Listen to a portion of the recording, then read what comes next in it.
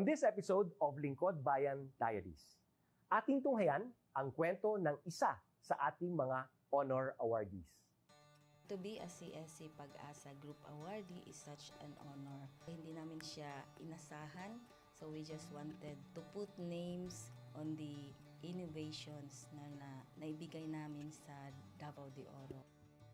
Ako po si Joycel R. Odi, Provincial ICT Officer ng Provincial Government of Davao de Oro, Team Leader ng eGov Technical Team. I'm George Danhil M. Duran, Computer Programmer 3. Ako po si Mr. Wilfredo M. Galagala, Information Technology Officer 2. Ako po si Antonio Isimini, Information Technology Officer 2. Ako po si Antonio Salarda Jr., Computer Maintenance Technologist 2. Kay eGov Technical Team are employees of the Provincial ICT Office of the Provincial Government of Davao de Oro. So kami yung gumagawa ng mga systems and innovations and nagsusupport din sa mga na-implement na mga systems sa iba't ibang departamento ng probinsya. Marami kaming projects, actually our systems number up to 40. Especially during the pandemic, so doon talaga nakita on how useful ICT was. During that time, challenge talaga yung team to produce projects to sustain yung online na operations. So on our part, we tried exploring open source technology. Tapos marami kaming ina-explore na networks. So first yung system is yung CallDedoc. It's a teleconsulting system na na-implement during the COVID when the OPD services, yung outpatient department services were stopped. Nag-resort to teleconsulting. Another project mentioned is yung COVID testing information system. So just like any typical molecular laboratory na systems, ito ay data bank ng mga specimens na tinitest, tapos nagbibigay yung system ng result ng mga test. During pandemic, nagamit talaga siya kasi kailangan validated yung result, so QR coded yung aming test result. Isang very challenging project namin is yung household profiling and needs assessment. So, kailangan merong list ng mga possible recipients ng bigas, and then wala kaming updated list nun. So, kailangan in 1 month's time makaproduce kami ng system kasi magro-roll out ng survey sa buong probinsya. Nag-try akong mag-tap sa isang UN organization, yung UNDP. Tapos, nag-request ako kung pwede ba kaming turuan on how to do survey using Kobo Collect. And we were blessed, kahit wala kaming formal agreement, no monetary considerations, tinuruan nila kami. And in 1 month's time, na-produce namin yung app. And then after that, dire-diretso na po. Hindi rin namin ma-imagine na in 6 months' time, nakandak yung survey using employees only of the provincial government. So, nakamobilize kami ng mga 200 plus enumerators. Talagang nilibot yung entire province, 236 barangays, bahay-bahay yan. Tapos, nakuha namin yung data with maps. Na mapping namin yung mga households. So, and very appreciated po yung output ng systems. Kami nasa LGU, na-feel namin yung need na dapat ma-institutionalize yung ICT departments. Nasa digital age na tayo, so hindi pwedeng hindi tayo mag-upgrade or mag-adapt ng ICT. So basically, yung ICT, nagagamit siya para ma-optimize yung ating mga processes. Aside from that, yung interconnectivity, interoperability ng different offices, napapadali yun through ICT. So, talagang dapat i-leverage yung ICT ng any organization, not just the government. Kung mapansin nyo, lahat ng developed countries is naka-leverage talaga sila sa ICT. Maraming magaling sa Philippines, medyo may problema lang tayo dun sa interconnectivity and interoperability kasi parang nangyari, parang kanya-kanya yung mga LGUs, kanya-kanyang innovations. And if you can see from the national, paiba-iba yung mga systems hanggang dun sa baba. So, yun din isa sa panawagan namin, sana magkaroon ng uniform na standards and protocols in developing systems para hindi masayang yung mga efforts ng mga nasa baba. Okay, my message to my fellow public servants, so let us continue to be a gift. Di ba, pag gift ka, maganda ka, mapapasaya mo yung recipient, kay magiging useful ka sa recipient. So, isa lang yun sa palagi kong isinasa puso, no? Continue to adapt to the change, especially in ICT innovation. Even though marami tayong challenges na related to it, just continue to adapt to the changing progress in technology. Kaya ang masabi ko lang sa mga kawani ng gobyerno, kung trabaho tayo, gawin natin talaga yung nasa puso natin. Gawin mo lang ang dapat mong gawin upang kung ano mang gusto mong maitulong para sa bayan. Na patuloy lang natin ang ating mga mabubuting gawain sa gobyerno para sa ating mga kababayang Pilipino. Kami ang eGov Technical Team ng Davao de Oro at ito ang aming kwentong lingkod bayani.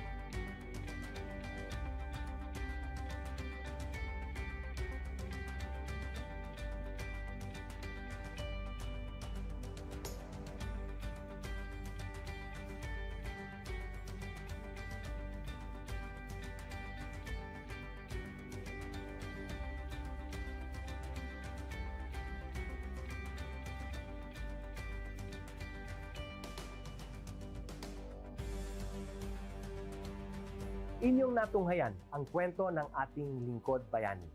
Kung ikaw ay may kilalang lingkod bayani, maaari siyang i-nominate sa Honor Awards Program ng Civil Service Commission. For nomination procedures, go to www.csc.gov.ph. See you on the next episode of Lingkod Bayan Diaries.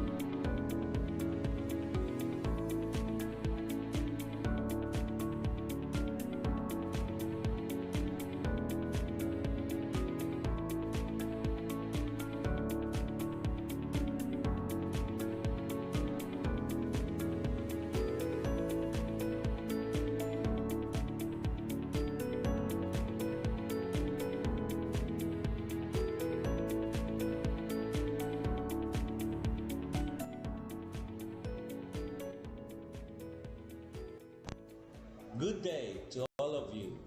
On behalf of the University Registrar's Office, I welcome everyone warmly.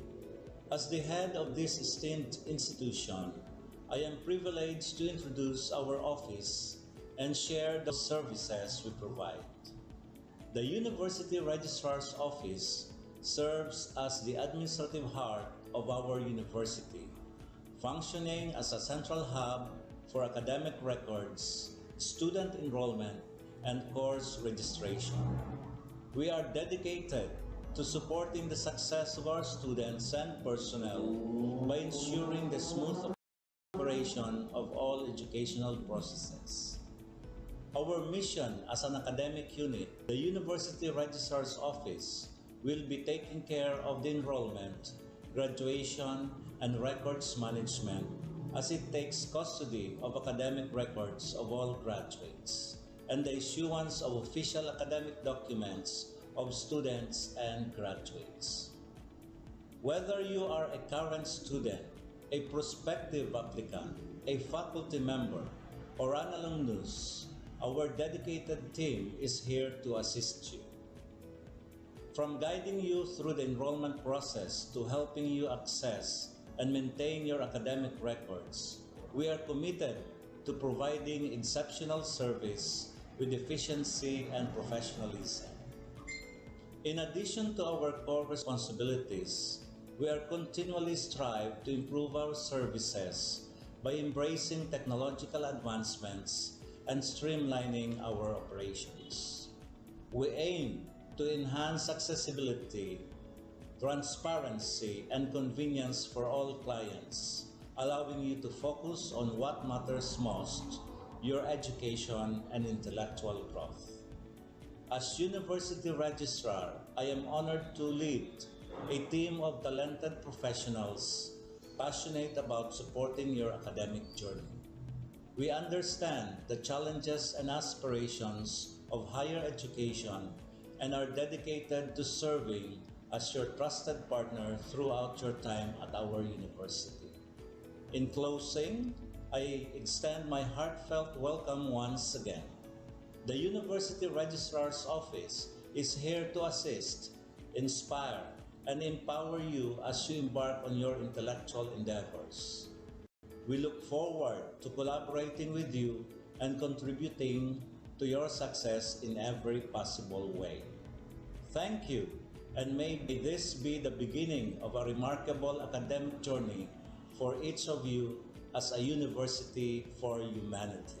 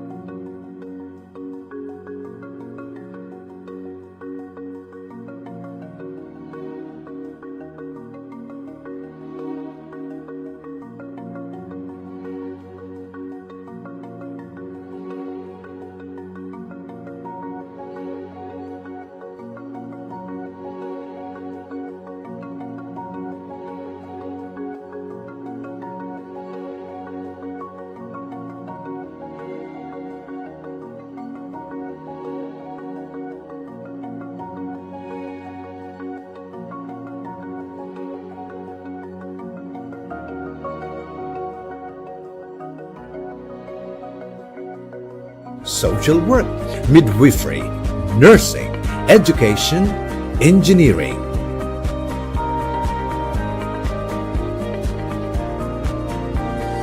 BU has been given its seal of excellence as CHED recognized Center of Excellence in Teacher Education, Center of Development in Nursing Education, Center of Development in Fisheries Education, and Center for Higher Education Research. Its commitment toward national thrust and directions and in meeting the needs of its community beyond the university borders is reflected in its programs and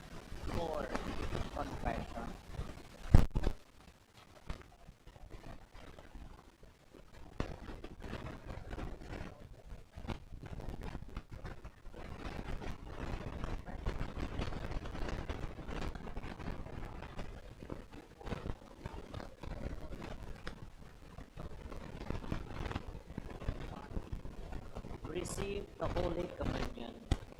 It is often encouraged to receive the Eucharist, ideally on the same day when performing the indulged act. 6. Pray for the Pope. A prayer for intentions of the Pope is typically required, such as the Creed, Our Father, and Hail Mary. These conditions ensure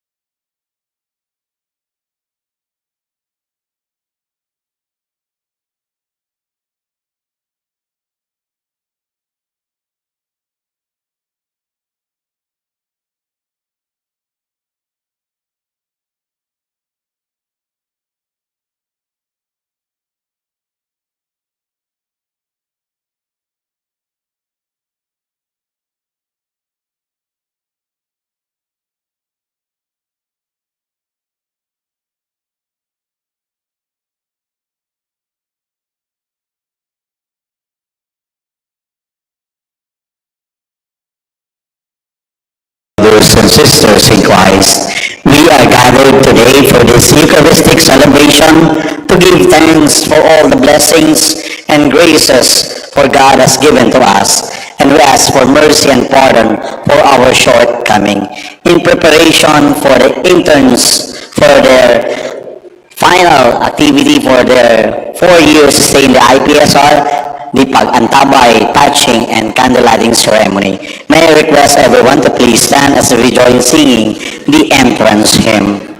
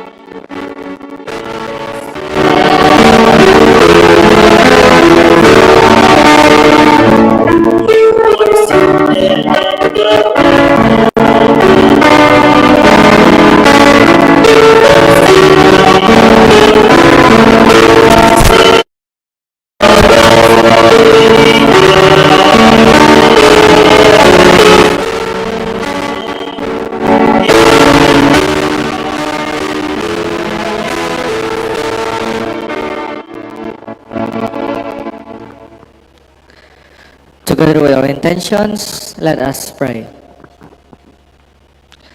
Almighty, ever-living God, direct our actions according to your good pleasure, that in the name of your beloved Son, we may abound in good works, through our Lord Jesus Christ, your Son, who lives and reigns with you in the unity of the Holy Spirit, God, forever and ever. Amen. Please be seated for the liturgy of the word.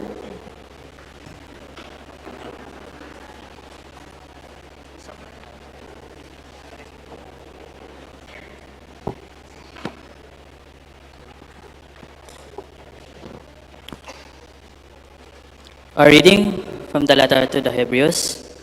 Brothers and sisters, since through the blood of Jesus we have confidence of entrance into the sanctuary, by the new and living way he opened up for us through the veil, that is his flesh, and since we have great praise over the house of God, let us approach with a sincere heart and absolute trust, with our hearts sprinkled clean from an evil conscience, and our bodies washed in pure water.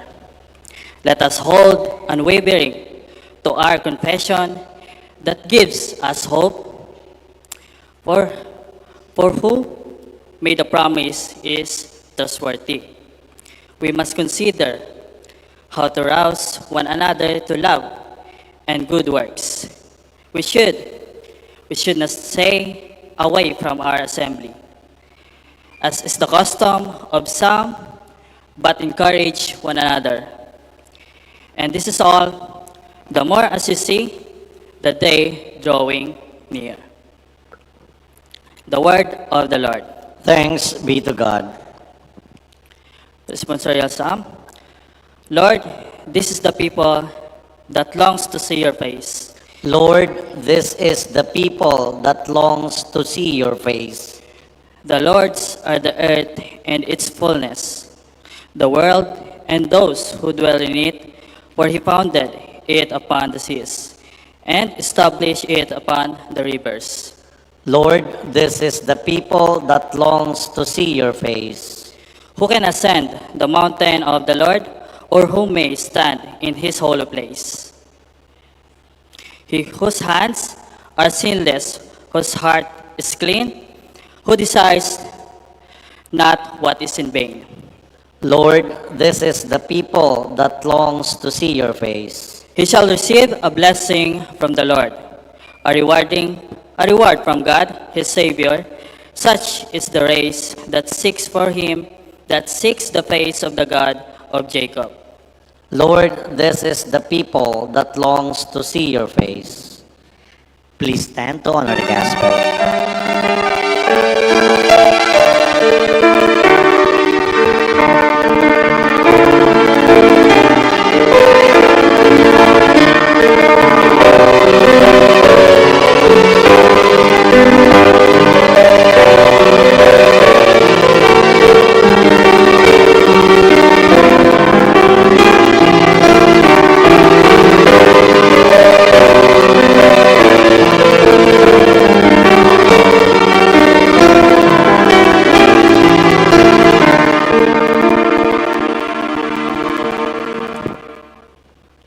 The Lord be with you. And with your spirit. A reading from the Holy Gospel according to Mark. Glory to you, O Lord.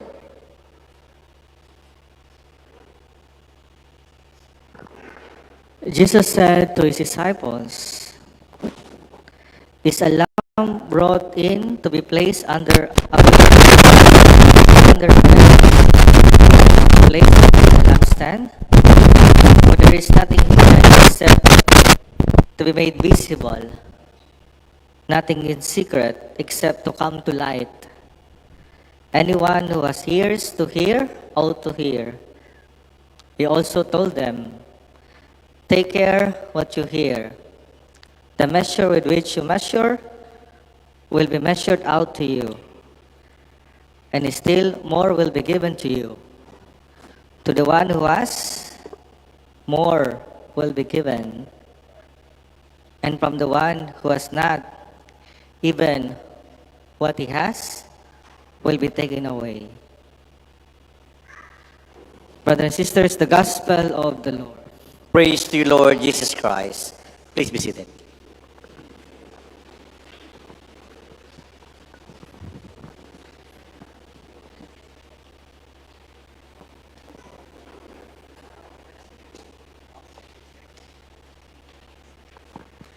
To our rector, Dr. Karina Sales, to the faculty, and to our beloved parents, and to our beloved students, no, who is now receiving the pinning ceremony and the send-off. So, a blessed afternoon to everyone.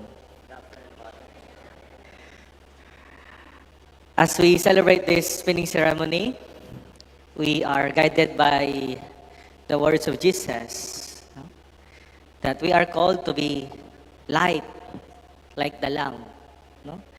The lamp is not to be put under the bushel basket or under a bed, but the lamp must be put where? In the lampstand. No? So, ang lampara, di man dapat itago sa irarong kang kama. Ano?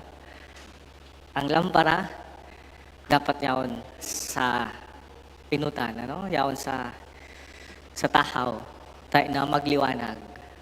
So this is meaningful for us, no? Especially for you as you're sent up to the schools, no?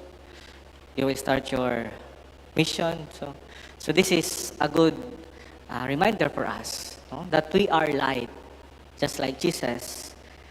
But maybe as we are called to be light, let us also consider that this light is not just our own light. No? So just like the moon, no? The moon doesn't have its own light. No? The moon gets its light from the sun. So I'm happy that you are here celebrating this Mass. So we recognize the blessings from God. Recognize that all our efforts, our actions comes from our Lord. No? This is a gift from God. No? So this is a blessing that we must be grateful. No? I always said the saying in Spanish, no? Es de buen nacido el ser agradecido. Ano? Siguro natog na ni Sir. Ano? Buen nacido. Ano ibig sabihin buen? Buen. Buen día. Good day. Ano? Buen. Nacido. What is nacido? Nacimiento. Meaning, pinangaki. Ano? Maray na aki. Is a good child. No? Buen nacido. El ser agradecido. Ser is to be. No? Agradecido, grateful. Agradecer. No? So, it is a good child, the one who knows how to be grateful. So, my dear students and parents, professors, all of us, no? Even though we are already old, no? But in the eyes of God, we are His children. So, my dear brothers and sisters, let us always remember this, no? That we have these blessings because God has given it for us, no? And as we become bearers of this light, so this is also a true challenge for your work. No? As we work, we sanctify ourselves. We sanctify ourselves by doing it well. No? So maybe this is a good start. No? We start it with the presence of God. We start it with the grace of God. So may we do it well, professionally. No? I know that you are very bright, very great in your field. So may we reflect it, no? To other people. Mahiling din na yaw na sa indong talent, dahil sa indong kumaga goodness sa pagpahiling kang sa indong karahayan sa inda. So my dear brothers and sisters, we also celebrate this year as Year of Hope. Ano? Kasi bago si Sir pig introduce that we are celebrating Year of Hope. Ano? We are pilgrims of hope. So maybe it is also a good moment to reflect that indeed we are pilgrimage, that we are pilgrims, that we are doing pilgrimage here on earth, and also our work here. Pilgrims of hope. Na kita nagdadaraning ning paglaom. So this send-off is also a sign of hope. No, a sign of hope for a bright future.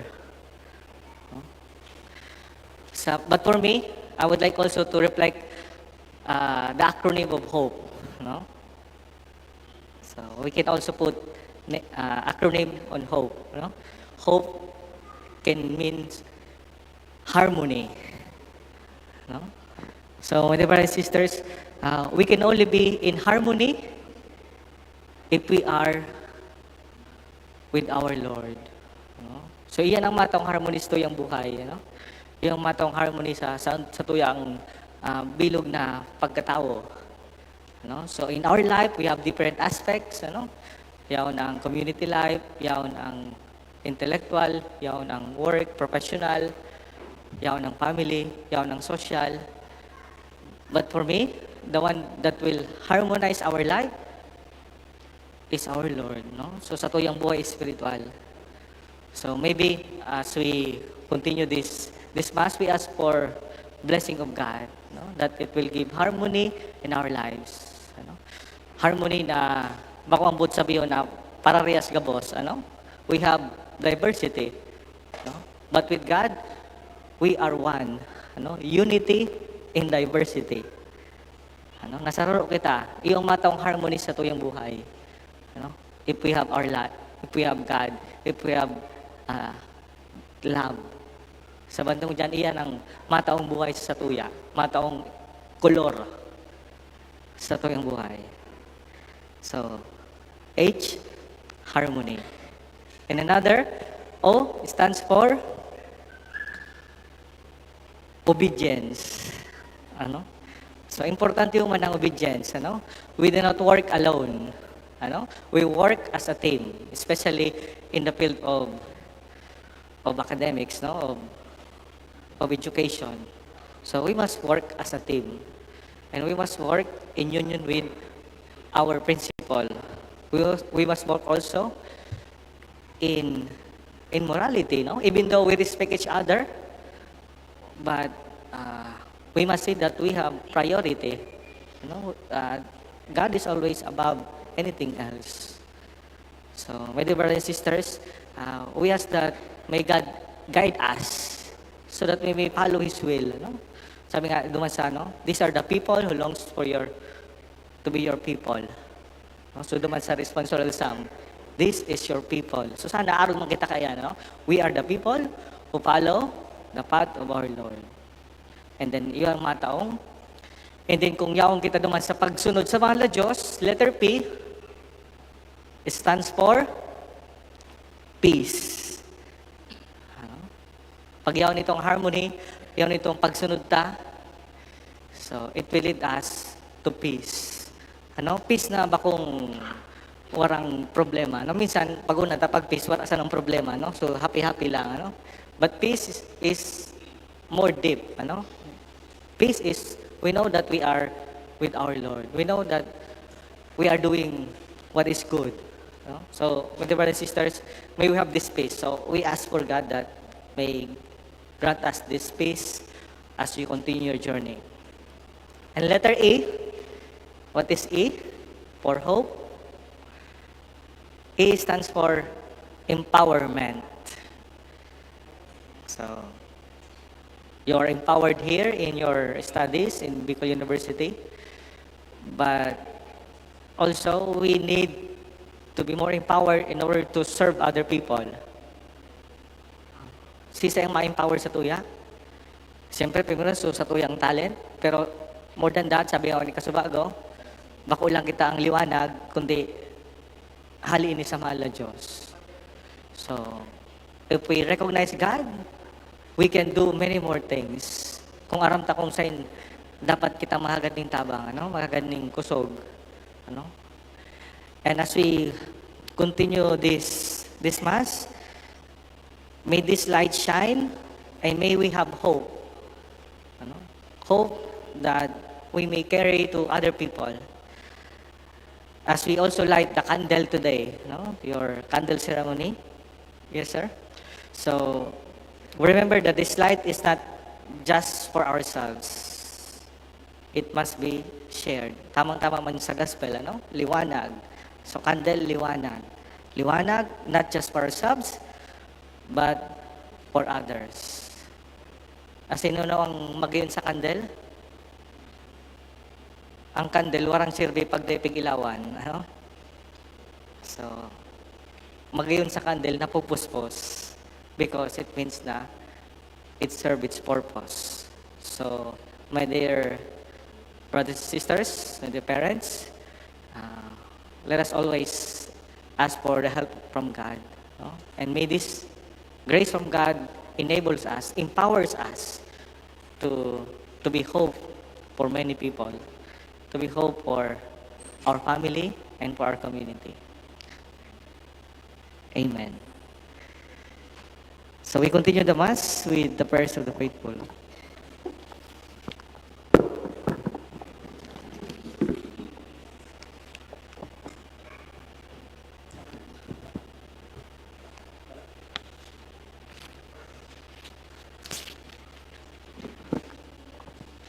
Please stand for the prayers of the faithful.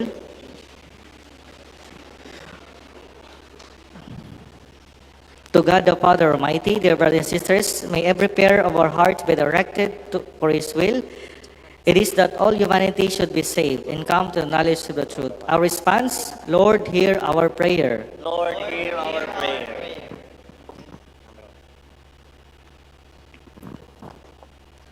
For global understanding, harmony, and peace, may nations work together to end conflicts and poverty.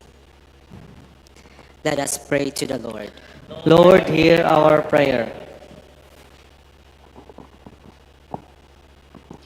For the BU administration, faculty, and staff, may their efforts foster holistic growth, excellence, and character formation. Let us pray to the Lord. Lord, hear our prayer.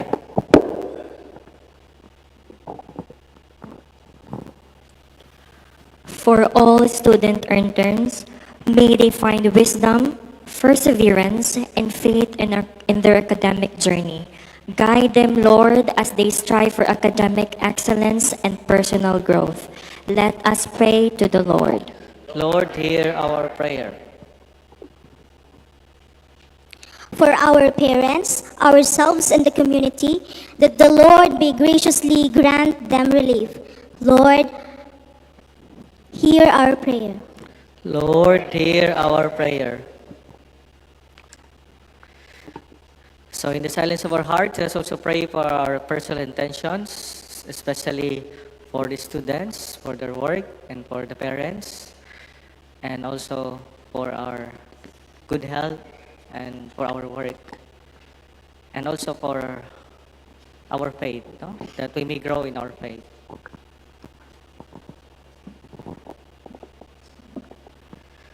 Let us pray to the Lord. Lord, hear our prayer. Heavenly Father, you are our strength. Hear the prayers of your church. For you yourselves are the source of all blessing. Grant, we pray, that what we ask in faith, we may truly obtain. Through Christ our Lord. Amen. Please be seated for the liturgy of the Eucharist.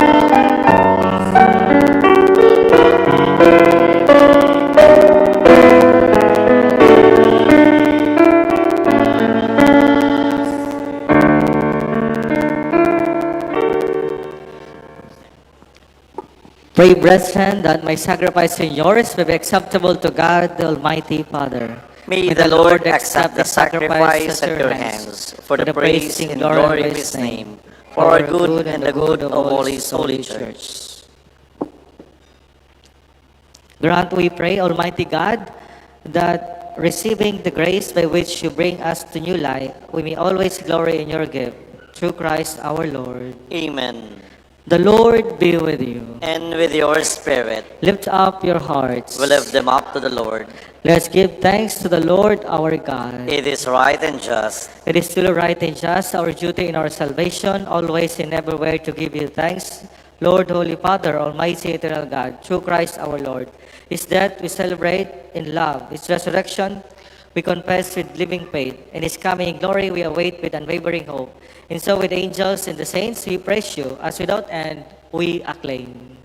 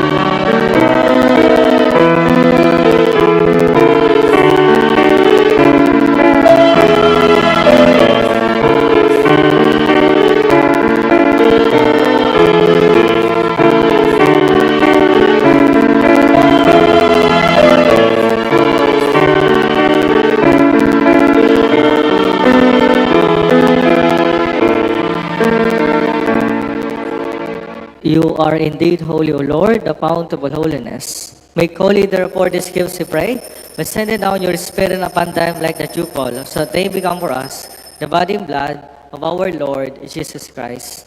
At the time he was betrayed and entered willingly into his passion, he took bread, and giving thanks, broke it, and gave it to his disciples, saying, Take this, all of you, and eat of it, for this is my body, which will be given up for you.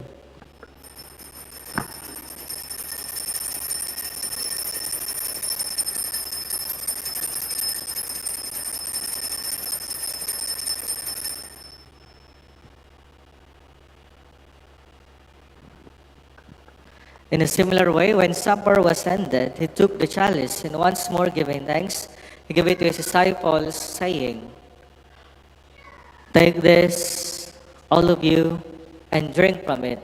For this is a chalice of my blood, the blood of the new and eternal covenant, which will pour out for you and for many, for the forgiveness of sins. Do this in memory of me.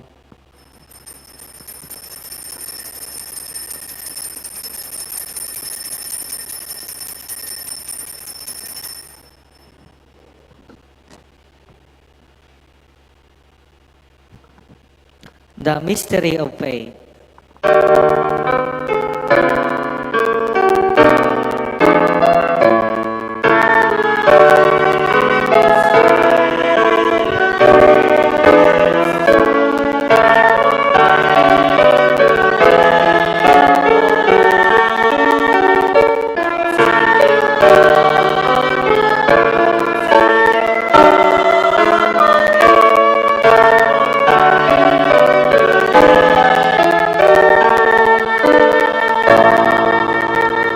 Therefore, as we celebrate the memorial of his death and resurrection, we offer you, Lord, the bread of life and the chalice of salvation, giving thanks to will us worthy to be in your presence and minister to you.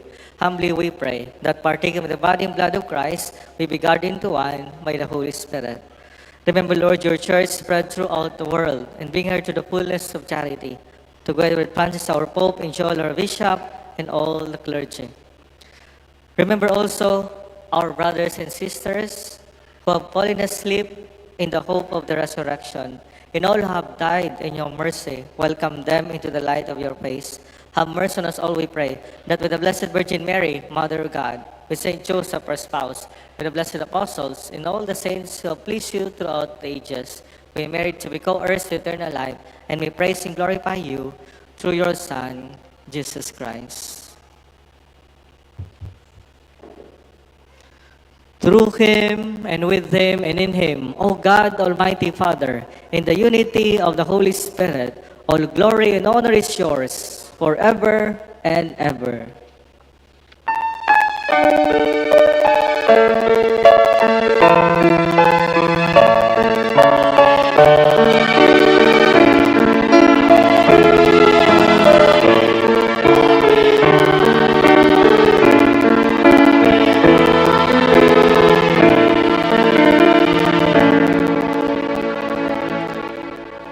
At the Savior's command, informed by divine teaching, we dare to say,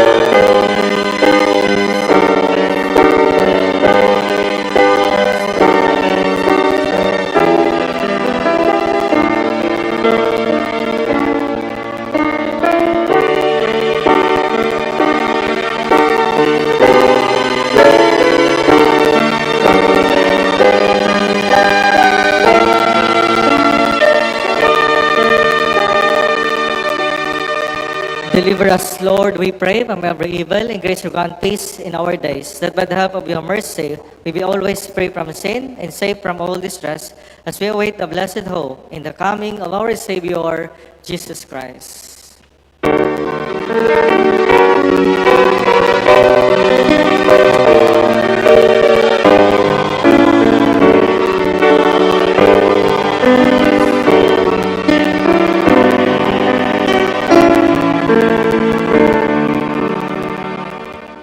Lord Jesus Christ, who said to your apostles, "Peace I leave you, my peace I give you. Look not on our sins, but on the faith of your church. In grace you grant her peace and unity in accordance with your will, who live and reign forever and ever." Amen. The peace of the Lord be with you always. And with your spirit. Let us offer each other the sign of peace. Peace. Peace be with you.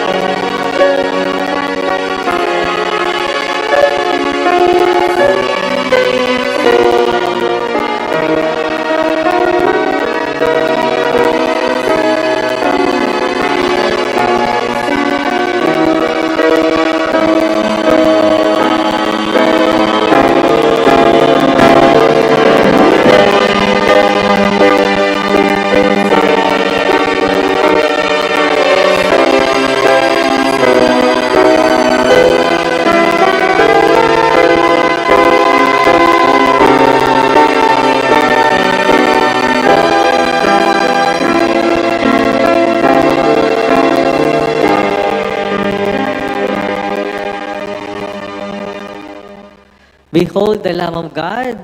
Behold him who takes away the sins of the world. Blessed are those called to the supper of the Lamb. Lord, I am not worthy that you should enter under my roof, but only say the word, and my soul shall be healed.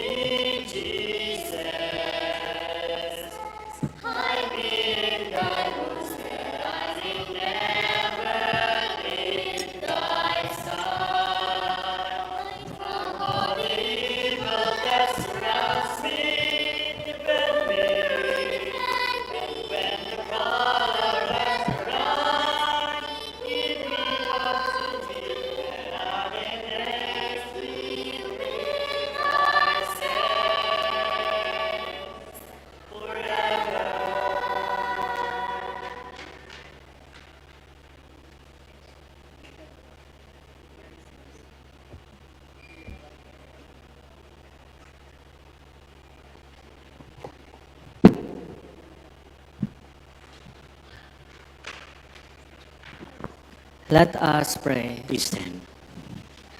Grant, we pray, Almighty God, that receiving the grace by which you bring us to new life, we may always glory in your gift. Through Christ our Lord. Amen. Please be seated for a while. Words of thanks to be given to us by our beloved director, none other than Dr. Karina L. Sales.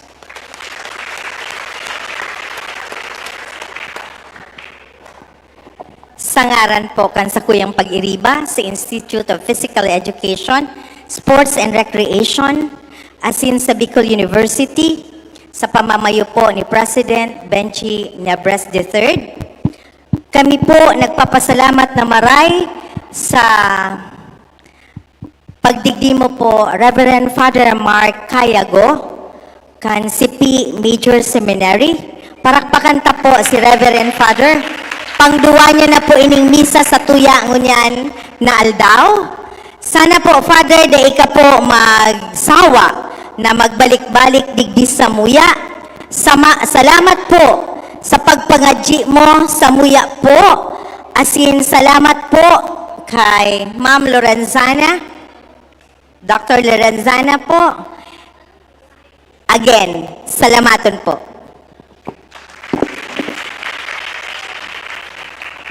Yung students, paglibot ni Father, supats nindo, pakiangat na para mablessa na lang ninyo. Ano? So, we first bless the... Sige po.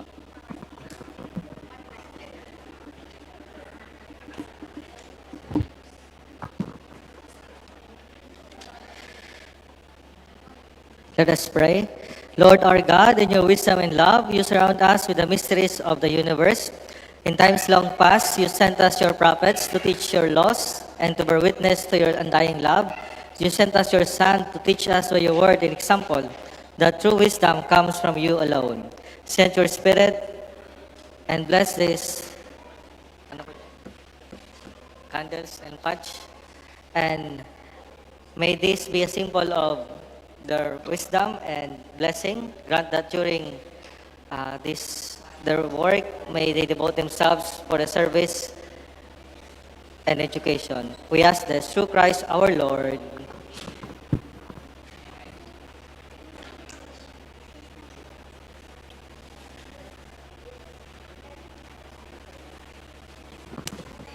So siguro mabless na lang ako pag final song, I will tani na sarabay na. The Lord be with you. And with your spirit. And may the Almighty God bless you all, the Father, the Son, and the Holy Spirit. Amen. The Mass has been offered. Go in proclaiming and being the light to the world. Thanks be to God.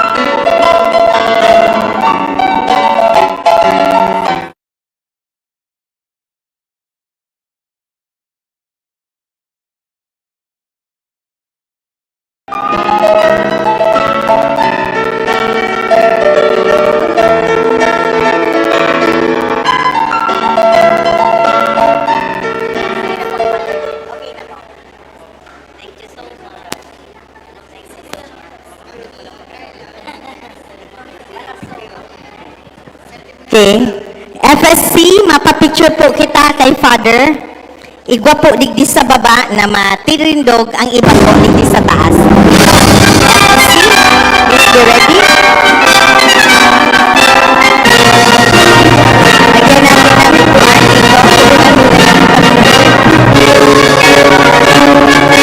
Ready na po kayo doon, FSC. Yung iba po, dito, tumayo.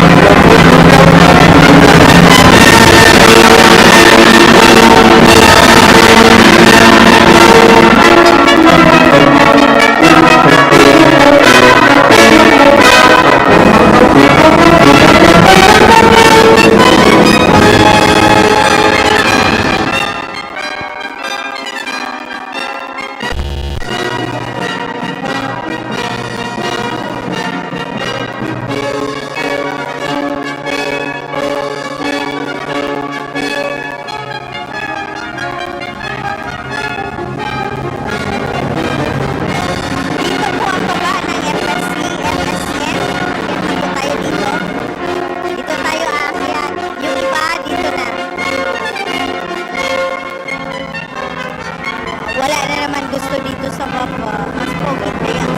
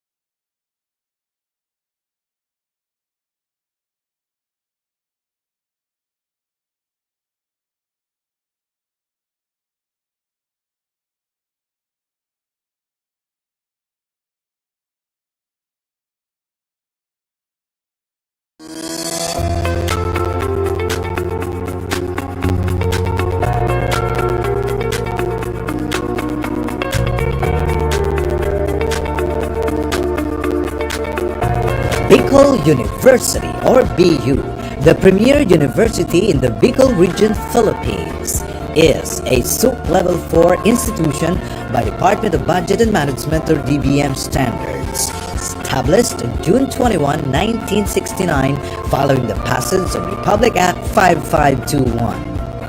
It has 17 colleges spread across its 7 campuses in the provinces of Albay and Sorsogon, with the College of Law and the College of Medicine as its latest addition.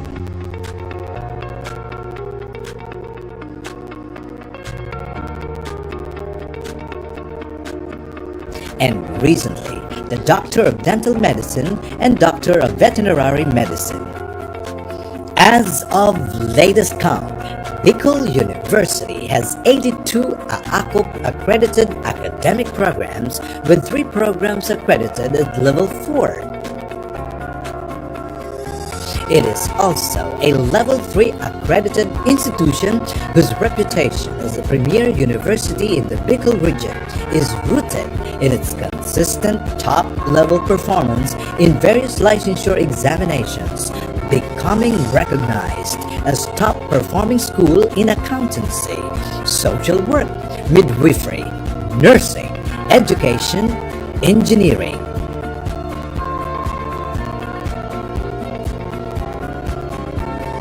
BU has been given its seal of excellence as CHED-recognized Center of Excellence in Teacher Education, Center of Development in Nursing Education, Center of Development in Fisheries Education, and Center for Higher Education Research. Its commitment toward national thrust and directions, and in meeting the needs of its community beyond the university borders, is reflected in its programs and projects as base agency for Bicol Consortium for Health Research and Development, or BCHRD, and base agency for Bicol Consortium for Agriculture, Aquatic, and Natural Resource Research and Development, or BCARD. Over the years, it has earned its place as one of the 22 leading state universities in the Philippines. Bicol University has also been recently rated as a 3-star institution by the Quacquarelli-Simmons, or QS Intelligence Unit, the independent compiler of QS World University Rankings. Bicol University has expanded its linkages to Europe and Southeast Asian universities.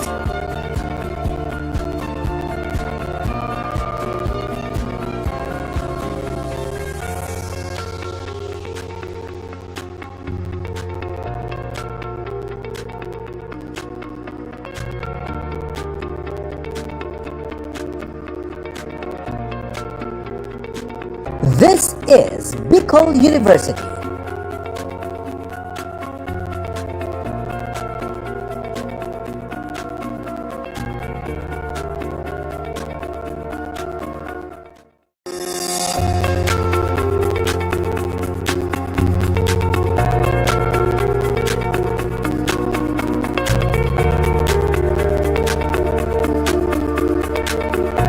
Bicol University, or BU, the premier university in the Bicol region, Philippines, is a SUP Level 4 institution by Department of Budget and Management, or DBM standards, established on June 21, 1969, following the passage of Republic Act 5521.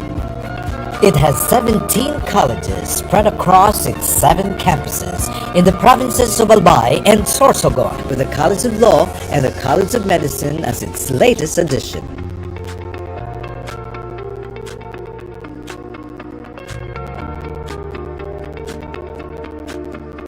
And recently, the Doctor of Dental Medicine and Doctor of Veterinary Medicine. As of latest count, Bicol University has 82 AACUP accredited academic programs, with 3 programs accredited at level 4. It is also a level 3 accredited institution whose reputation as the premier university in the Bicol region is rooted in its consistent top-level performance in various licensure examinations, becoming recognized as top performing school in accountancy, social work, midwifery, nursing, education, engineering.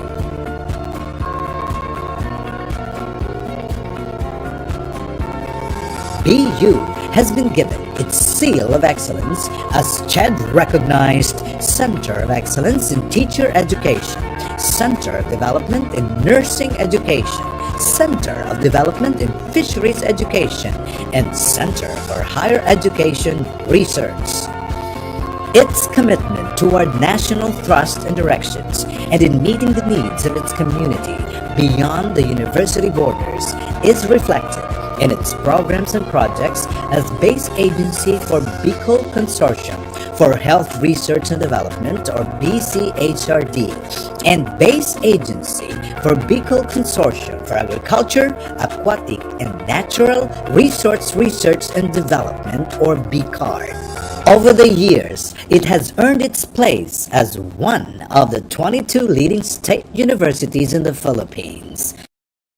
Bicol University has also been recently rated as a 3-star institution by the Quacquarelli Simmons or QS Intelligence Unit, the independent compiler of QS World University Rankings.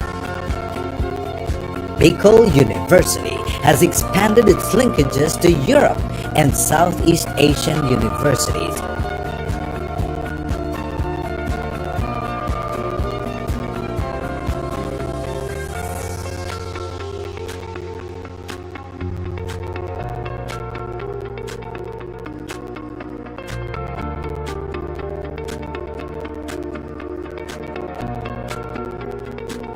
This is Bicol University.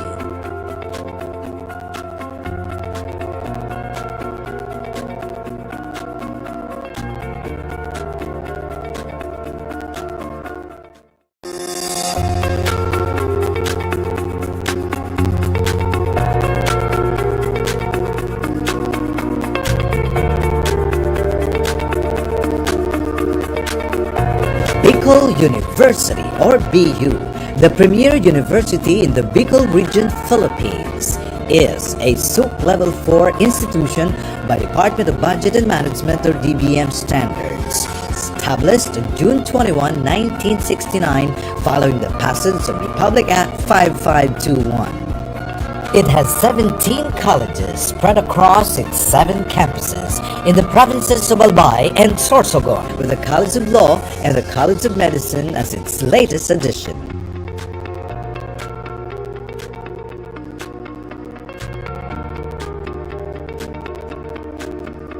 And recently, the Doctor of Dental Medicine and Doctor of Veterinary Medicine. As of latest count, Bicol University has 82 AACUP accredited academic programs, with 3 programs accredited at Level 4. It is also a Level 3 accredited institution whose reputation as a premier university in the Bicol region is rooted in its consistent top-level performance in various licensure examinations, becoming recognized as top-performing school in accountancy, social work, midwifery, nursing, education, engineering.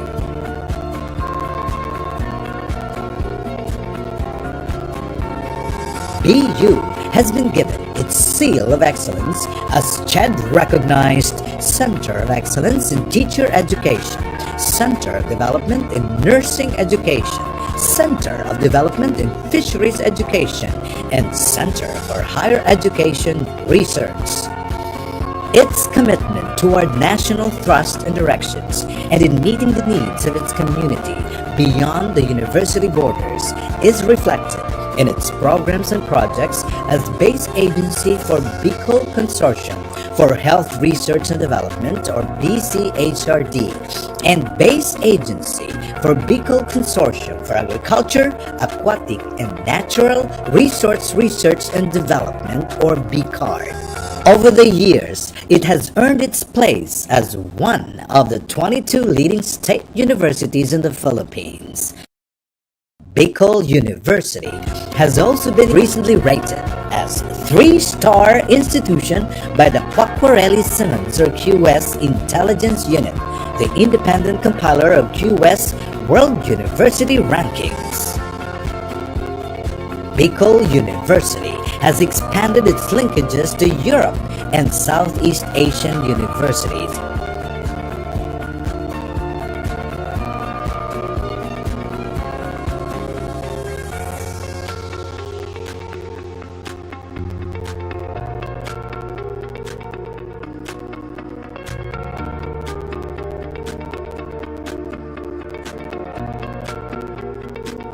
This is Bicol University.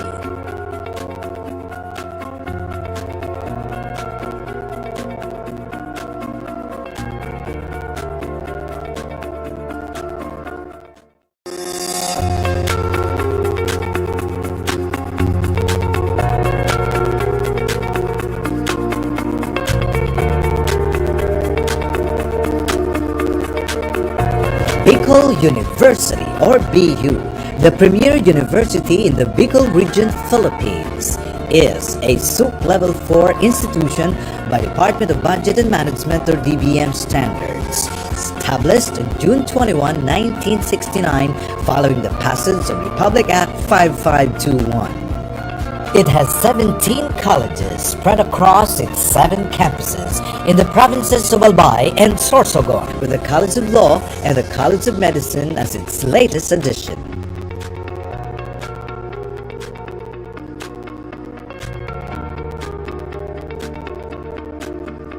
And recently, the Doctor of Dental Medicine and Doctor of Veterinary Medicine.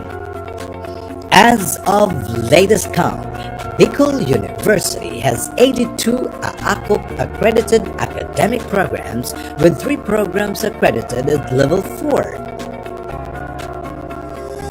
It is also a Level 3 accredited institution whose reputation as a premier university in the Bicol region is rooted in its consistent top-level performance in various licensure examinations, becoming recognized as top-performing school in accountancy, social work, midwifery, nursing, education, engineering.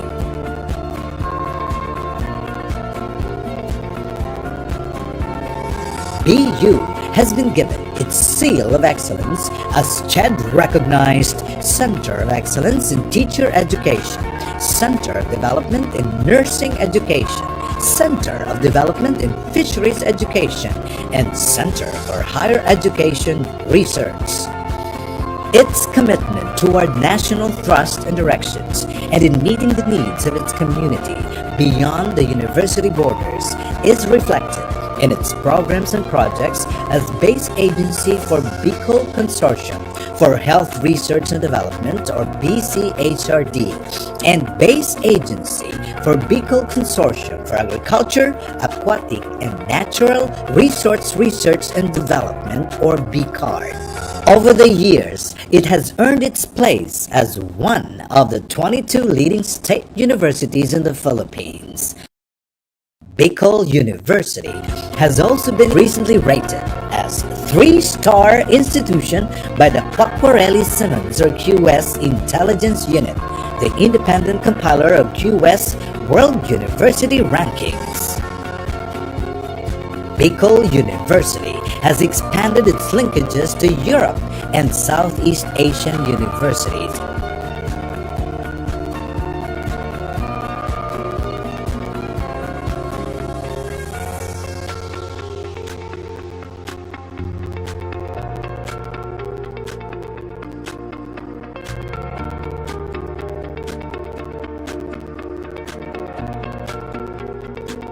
This is Bicol University.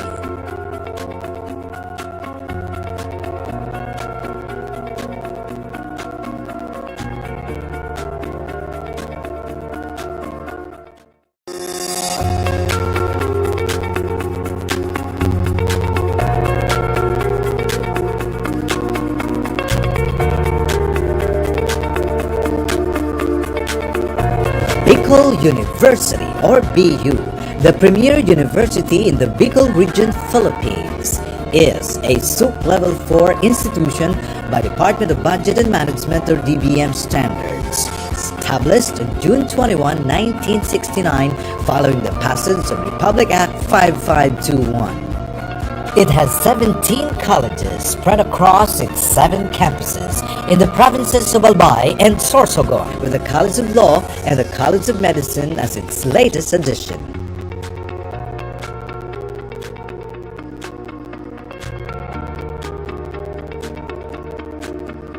And recently, the Doctor of Dental Medicine and Doctor of Veterinary Medicine. As of latest count, Bicol University has 82 AACOP accredited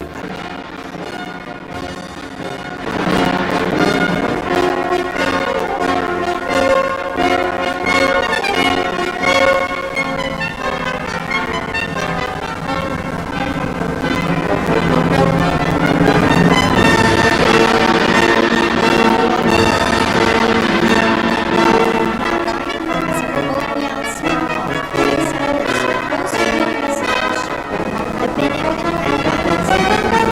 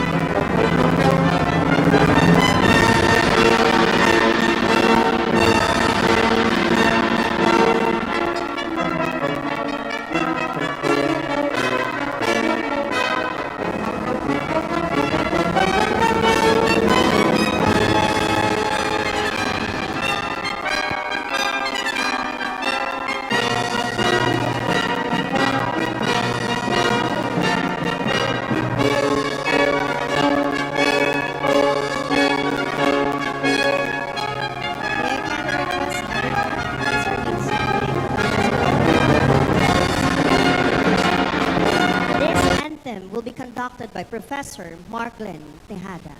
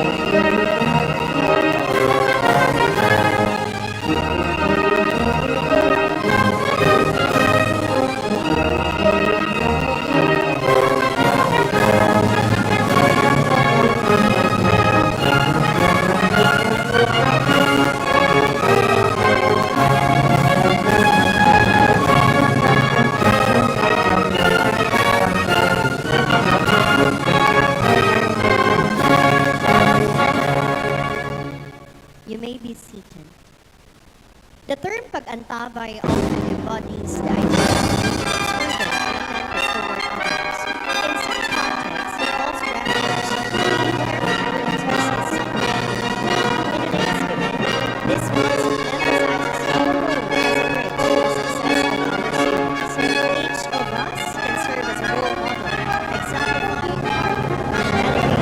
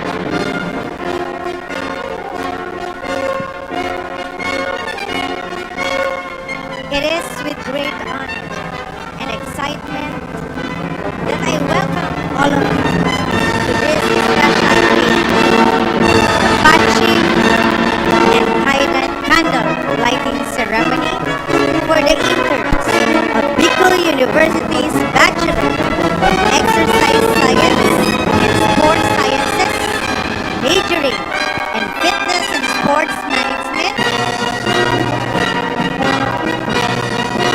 and fitness and sports coaching.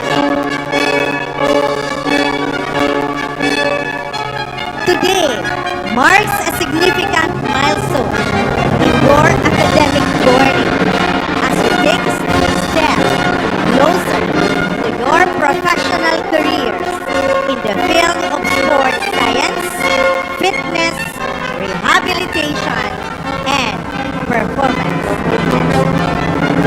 This ceremony is more than just receiving a pass. It is a symbol of your dedication, perseverance, and commitment to excellence. It represents your transition from students to practitioners, ready to apply your knowledge and skills in a real-world setting. You have worked hard to reach this point, and today, as we celebrate your achievements and the bright future ahead of you, the candle that you are going to light is a solemn tradition that highlights the importance of compassion, dedication, and spiritual enlightenment. To our esteemed faculty members, internship coordinators, and distinguished guests who will be formally introduced later, thank you for your unwavering support and guidance. Your mentorship and encouragement have helped students into the promising professionals they are becoming. To our interns, embrace their journey with passion, integrity, and a heart committed to lifelong learning. The experiences you will gain during this internship will not only refine your expertise, but also shape the kind of professionals you will be in the future. Isang malakas na palakpakan sa inyong mga magulang. Mga mami at daddy, tayo po tayo. Muli nating clap our hands. Okay. Hindi talaga ako Filipino teacher. We salute you, Mama and Papa. Thank you po. To our mentors. Asa na mga mentors natin? Mga madam, please stand. Palakpakan po natin. Tama na. Palakpakan natin po sila. Salamat po, mga madam, sir. Sa ating mga host facility. Sir, ang probinsyano, nandito na. Palakpakan po natin. Ang gumagabay sa pag-internship, si Sir Mark. Mike? Ay, si Sir Christian, I'm sorry. And of course, palakpakan natin ang inyong mga sarili. FSC at FSM. This is it! Malapit nang kayo ay may graduate. Sana ipasa kayo ng mga host facility. Once again, congratulations and welcome to this momentous event. Let us celebrate this milestone together with pride and enthusiasm. IPSR, home of the champions, home of Aragons. Salamat po. Thank you very much, Dr. Karina L. Sales, for setting the tone in this afternoon's event. And truly, patching is just a mere symbol, but in all honesty, it is a representation that you are already ready to take on the challenges of the real world. At this point, we will now be calling another individual to share with us perhaps an opening message. We have the University Student Development Services Division Head. May we call on Professor Christian C. Calleja. Let's give him a round of applause, please.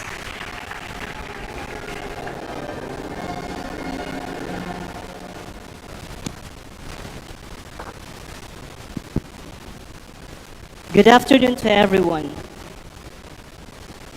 On behalf of the Acting Dean of the Office of Student Affairs and Services of Bicol University, Professor Jocelyn T. Imperial, as the Director of the Student Development Services Division, it is with great joy and honor that we welcome all of you to Agantapay, a ceremonial send-off and acceptance of our Bachelor of Science in Exercise and Sports student interns. Today, we gather not only to witness a transition or a transition in their academic journey, but to celebrate the values that define true professionals in the field of sports sciences. At the heart of this event is the unwavering support of our esteemed university leaders and mentors. Though our university president, Dr. Baby Boy Benjamin D. Nebres III, unable to join us today, we recognize and appreciate his steadfast commitment to academic excellence and student success, whose vision continues to inspire excellence towards a university for humanity. We also extend our gratitude to our Vice President for Academic Affairs, Dr. Maria Julieta B. Bores, for championing academic growth and experiential learning. Our appreciation goes to our ever-dynamic Director of the Institute of Physical Education, Sports, and Recreation, Dr. Karina L. Sales, and our Associate Director, Dr. Kate Piera. and the Department Chairperson of the Bachelor of Science in Exercise and Sports Sciences, Professor Jarmy Dayan M. Mandane, for their dedication for shaping our future sports scientists and professionals. To our respected faculty members of the Institute of Physical Education, Sports, and Recreation, valued guests, we have this afternoon Mr. Rasky Manlangit. I would like to acknowledge representative of Congressman Alfred de los Santos of Ang Provinciano Party List, and Coach Kim Gomez, representing the Power Max Gym. Proud parents and guardians, industry partners of the host training establishments, and most importantly, our student interns, welcome and thank you for being part of this special occasion. Today, we embrace the essence of Pag-antabay, a patient and purposeful transition as we witness the ceremonial send-off and acceptance of our student interns by their host training establishments. This patching and candle lighting ceremony is more than just a formal, symbolic, and send-off rite. It is a testament to the commitment of our beloved institution, our esteemed host training establishments, and most importantly, our fourth-year BICESU student interns in upholding character, scholarship, leadership, and service. To our student interns, today marks the beginning of an exciting and transformative experiences. As you step into your respective training establishments, remember that your role extends beyond learning technical skills. It is about cultivating integrity and discipline, embracing lifelong learning, and leading with passion and purpose. You are not just interns. You are future leaders, mentors, and advocates of sports and wellness. Carry with you the heart to serve, the dedication to grow, and the courage to make difference. To our valued host training establishments, we extend our sincerest gratitude for your partnership and mentorship. Your guidance will be instrumental in shaping our students into skilled, responsible, and service-driven professionals. Your role in their journey is invaluable, and we deeply appreciate your commitment to nurturing the next generation of experts in exercise and sports sciences. Let this occasion serve as an inspiration for all of us that education is not confined within the four corners of the classroom, but is truly enriched through experience, collaboration, and service to others. May this send-off be a reminder that every challenge faced is an opportunity to grow, and every lesson learned is a stepping stone to success. Advance congratulations to our student interns. Step forward with confidence, serve with heart, and lead with wisdom. The future of sports sciences is in your hands, and we believe in your potential to make a lasting impact. Thank you, and may we all have a meaningful and inspiring ceremony. Indeed, our interns will soon become the future leaders of our country. And of course po, once again, we had a while ago Professor Christian C. Calleja, the University's Student Development Services Division Head. And at this juncture, to formally introduce our learners to these significant individuals they will meet in their workplaces, may we call on Professor Jarmy Dayan M. Mandane, the Department Chairperson of BICES, for the acknowledgement of our guests.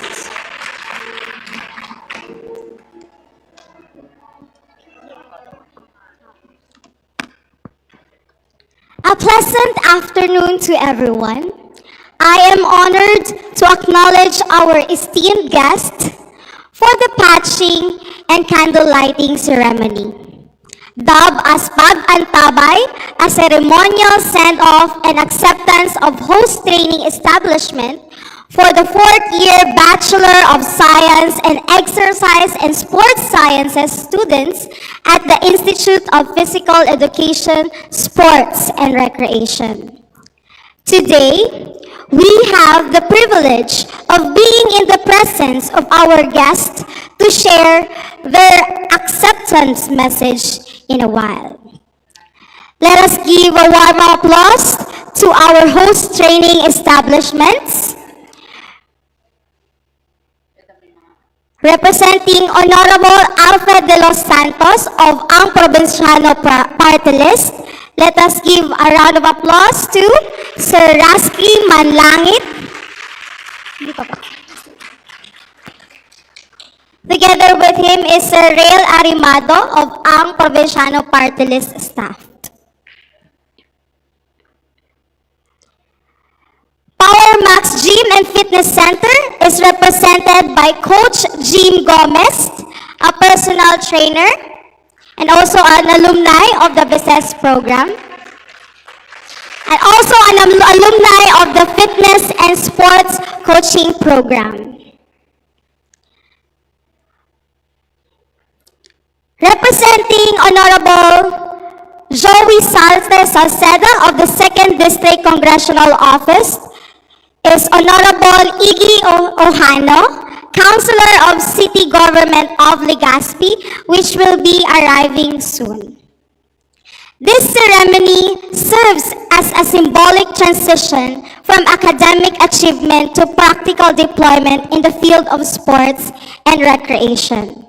The ceremony wherein each student receives a distinctive patch serves as a visible emblem of their dedication, knowledge, commitment to promoting physical well-being and fostering a culture of sportsmanship. We are grateful to have all of you here and partaking in the patching and candle lighting ceremony. Thank you very much.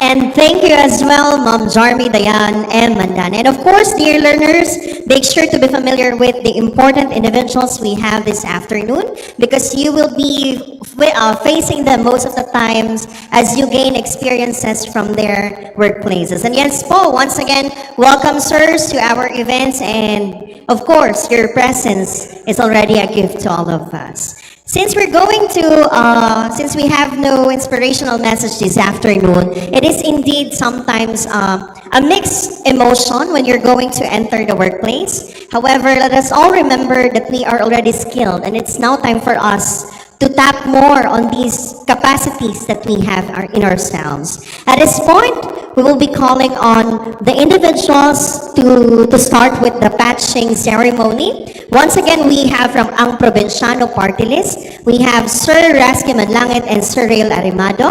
From Power Max Gym, we have Coach Kim Gomez. We also have the USDSD head, we have Professor Christian Calieja, and together with us, we also have, okay. For the meantime, we have our director, Dr. Karina L. Sales, since one of our important guests is just on his way. And yes po, we're going to start with the patching ceremony from the Bachelor of Science in Exercise and Sports Sciences, major in Fitness Sports Coaching. May we call on the advisors of the fourth-year students that we have this afternoon.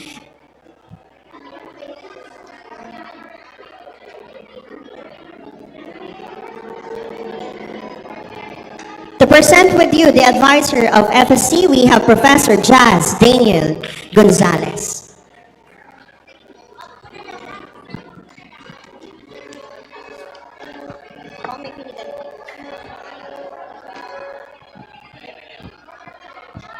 May we request the other individuals who are not yet going to be called to just please be settled down so we can make sure that there is an organization this afternoon.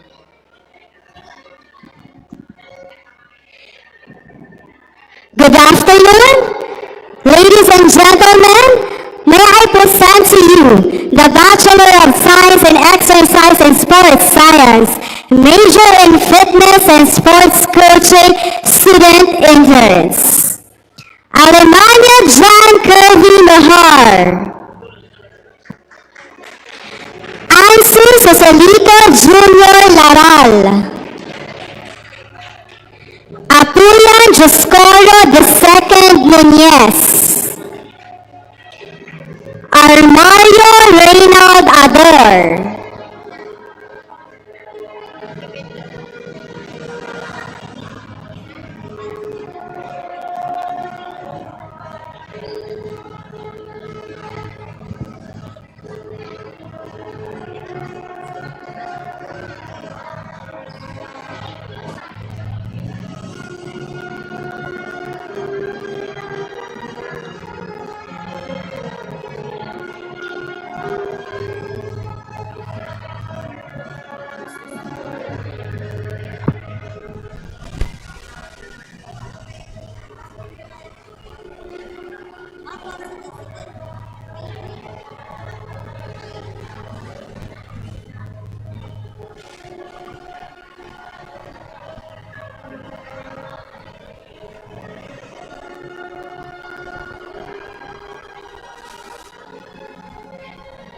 Astillero Marpol Domitita. Atun Vincel Esplana. Ayala Nelson Jr. Alaurin. And Baclao Dominic Balestoy.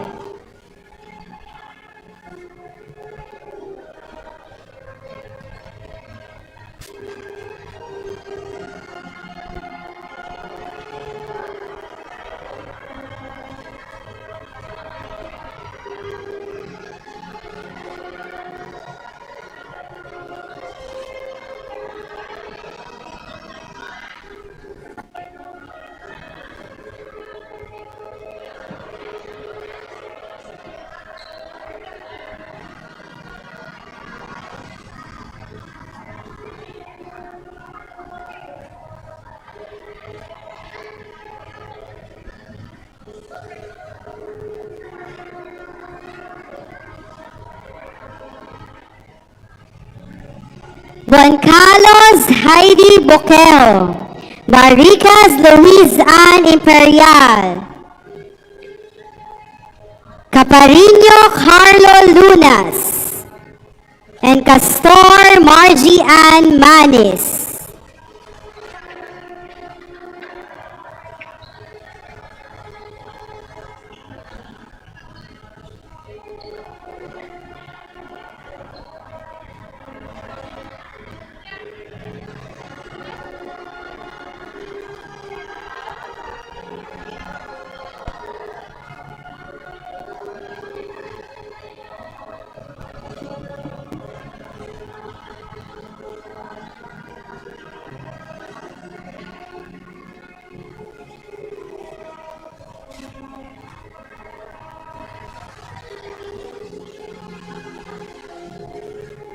Cordovilla Labjoy de la Cruz.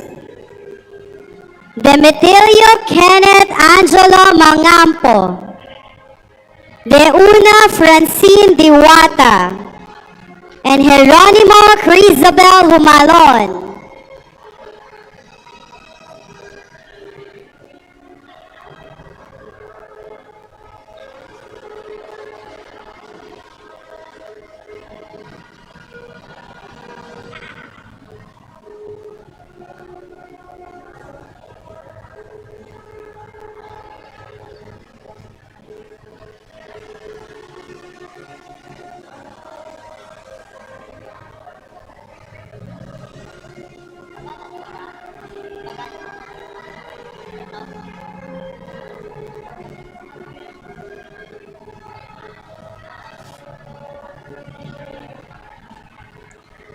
Gracia Chloe Marie Atun.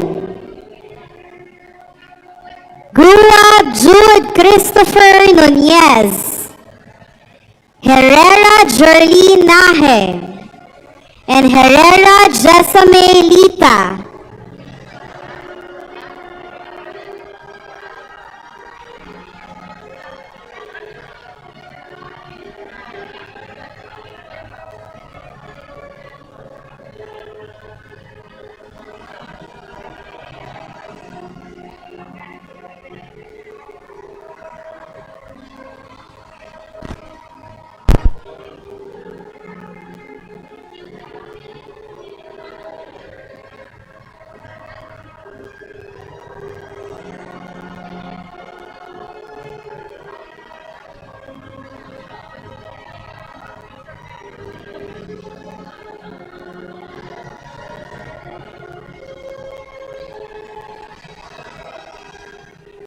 Lynn Harold Fabricante. Liamelo Cheryl Ascuscha. Lianto John Ray Loquez. And Madridano Maybe Vargas.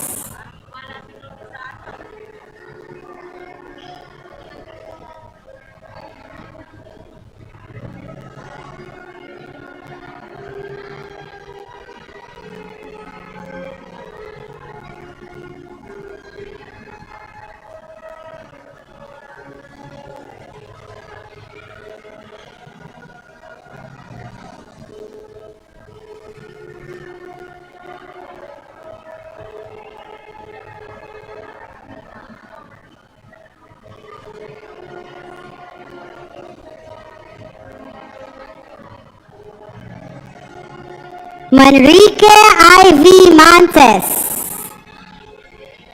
Mariñez Alfred.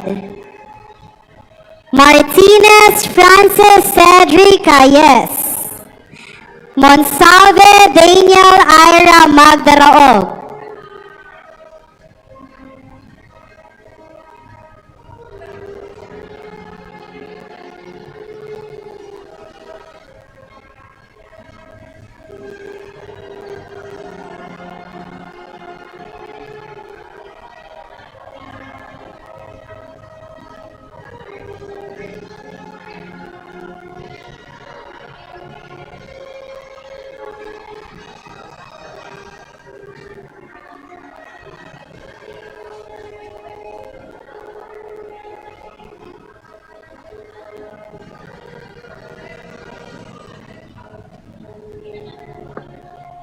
Morada Julius Obispo. Napili Aaron James Mejes. Napiri Raymart. And Naz Franklin Lestanco.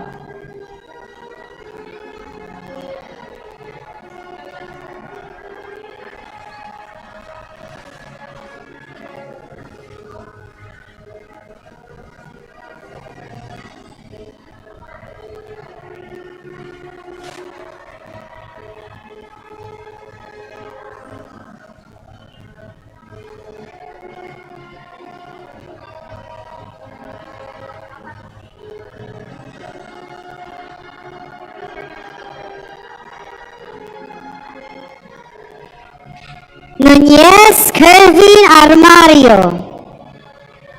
Nunez Lodar Fritz.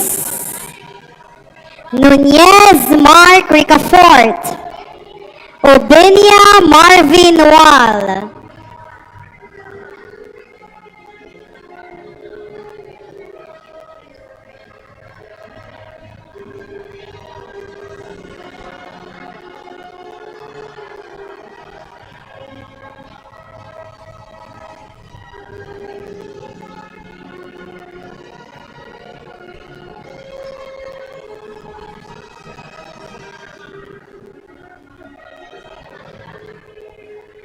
Obing Mariel Lumbao.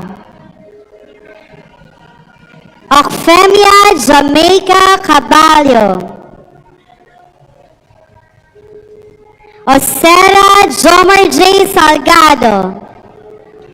And Rangel Carlos Valdres.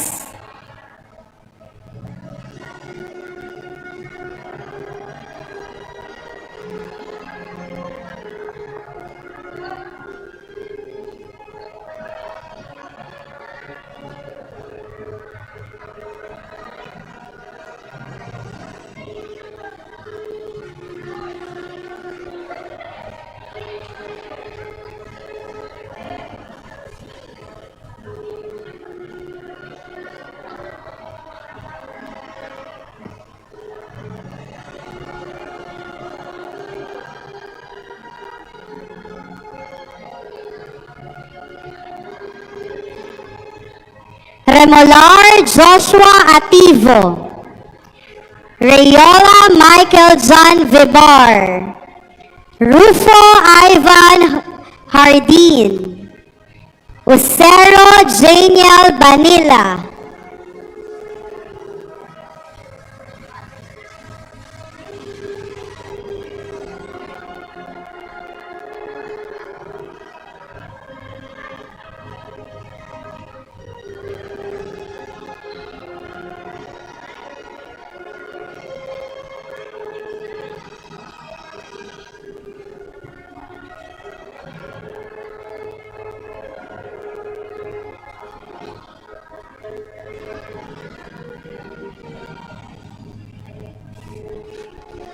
Velasco John Luis Malto. Villa Mean Naños. And lastly, Vinyas Keith Luis Capino.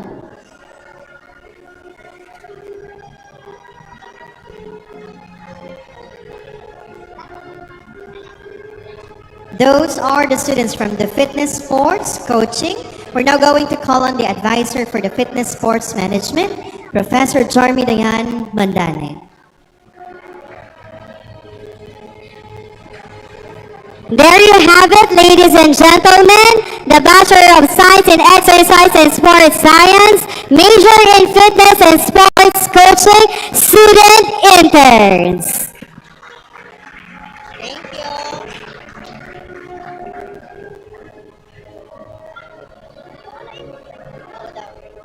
At this point, we will now be calling the names of the students or the future interns in the fitness sports management. Once again, let's welcome the advisor, Professor Jarmy Dayan Mandane.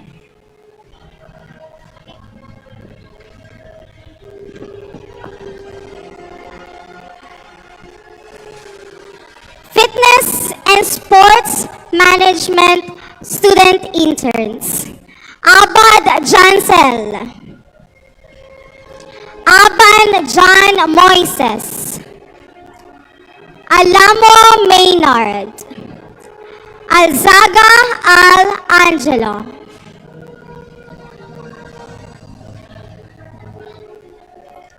Bahamundi John Andre.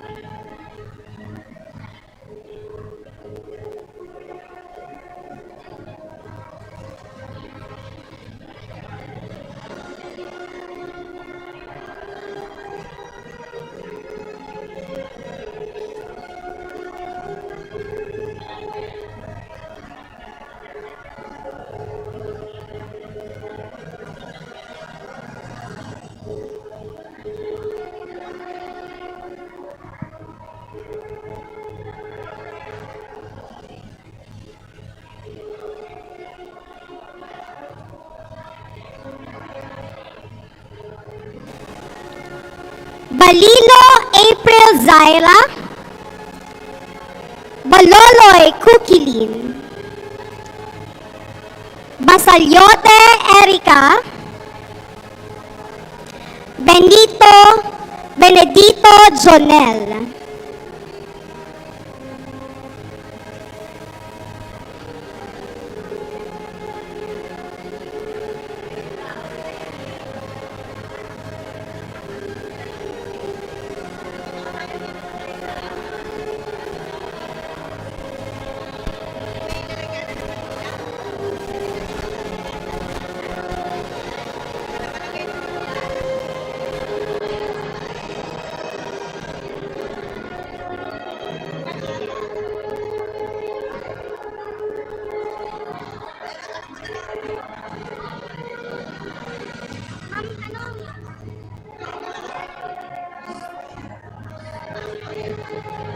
Burse Trisha Marie. Cardinho Joshua.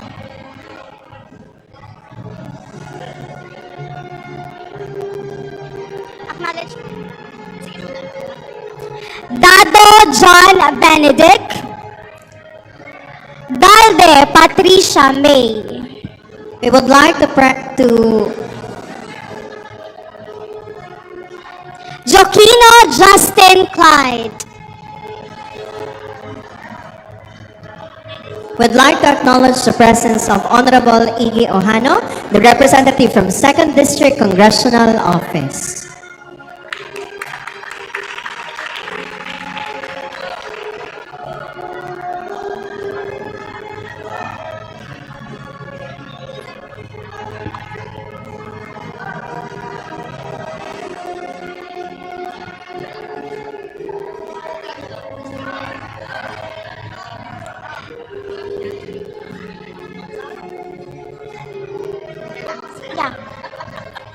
Dodds Charles Siegfried,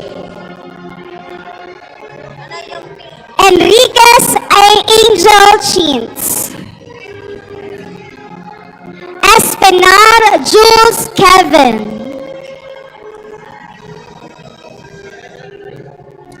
Grona Gerald,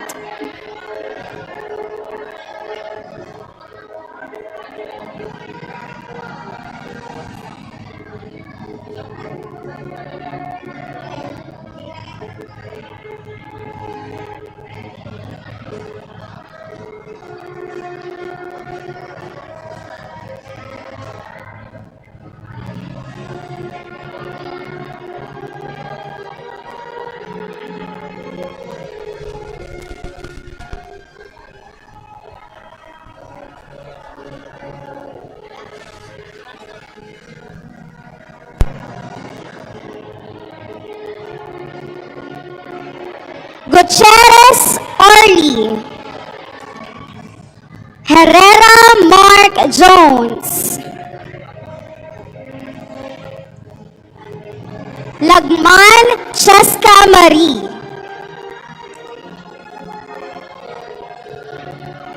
Leron Mary Joy,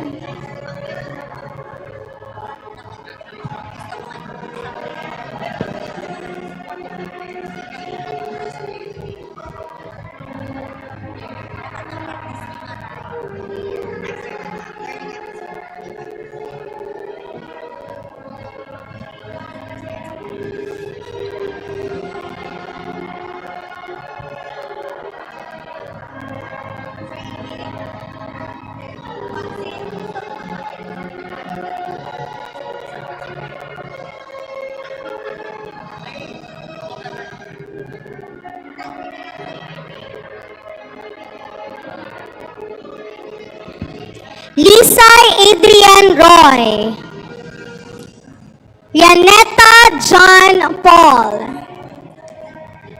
Lunas Gilbert, Magdaraog Angel,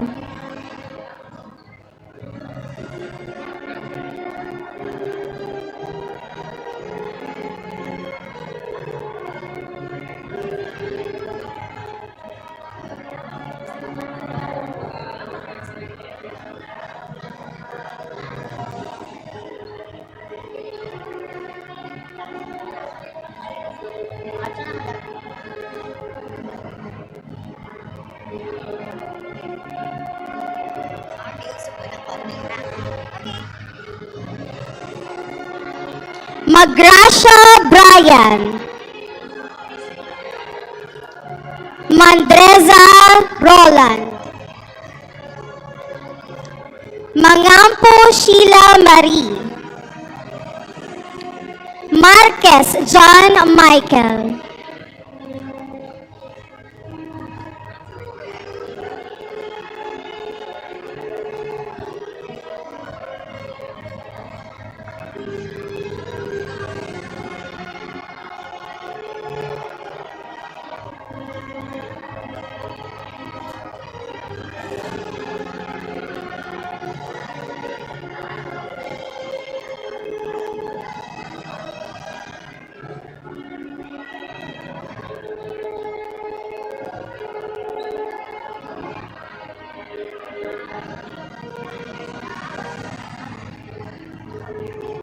Mateo Jomel, Matosinos Shaina May, Medjavillo Jericho, Muni Benetton,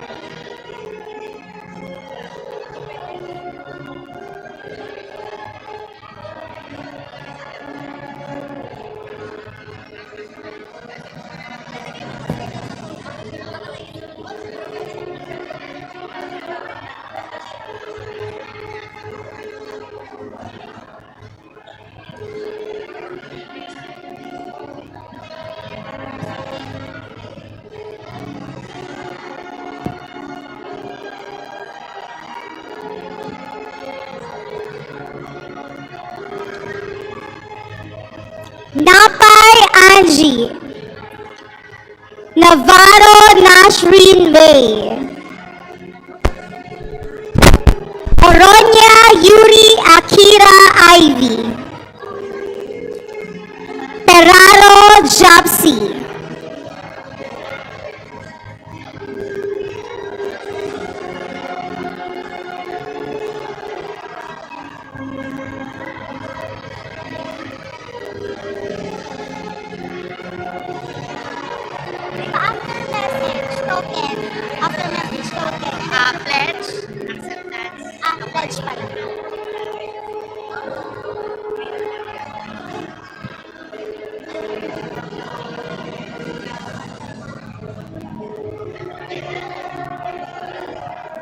Pimentel Michael. Pitero Joshua. Ramirez Andre Roslyn. Ribotica Japet.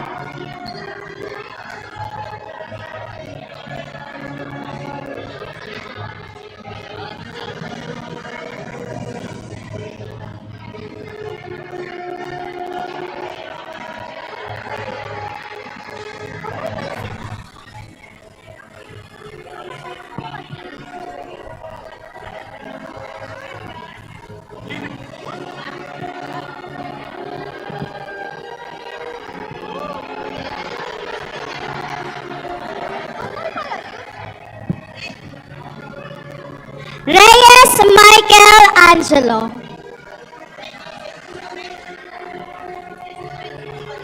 Roque Diesel. Santelian Z-Shame.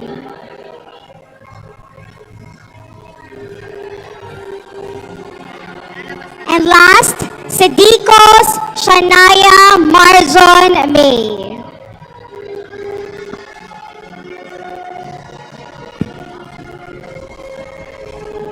Those are the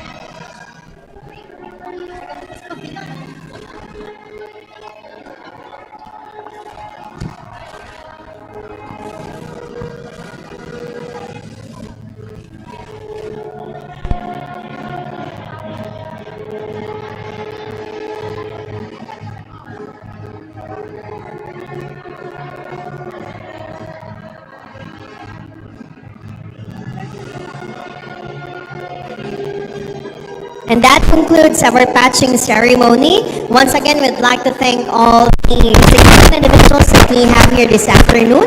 From the 2nd Congressional Office, Councilor Iggy Ohano. We also have the Ang Provinciano Party List representative, Sir Rasky Manlangit. And we also have Coach Kim Gomez of Power Max Gym. And at this point, ladies and gentlemen, a significant moment where each of our learners will now affirm their dedication to the values and responsibilities of their chosen profession. I now invite each of you to please rise and join in as we take the pledge of commitment together. Allow me to call on Ms. James Santillan to lead you in this activity. Students, please raise your right hand and repeat after me. I, Zishim Santillan, an intern of Institute of Physical Education, Sports and Recreation,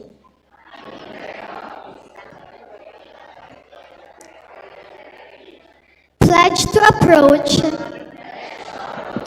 every task with enthusiasm, diligence, and a commitment to excellence.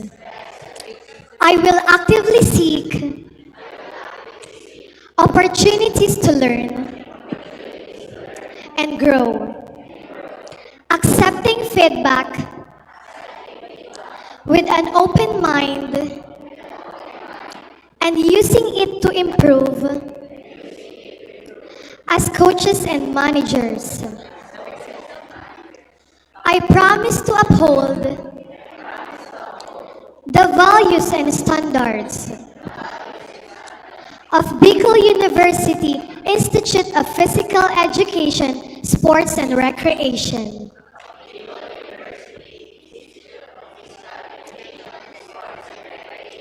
Demonstrating professionalism, integrity, and respect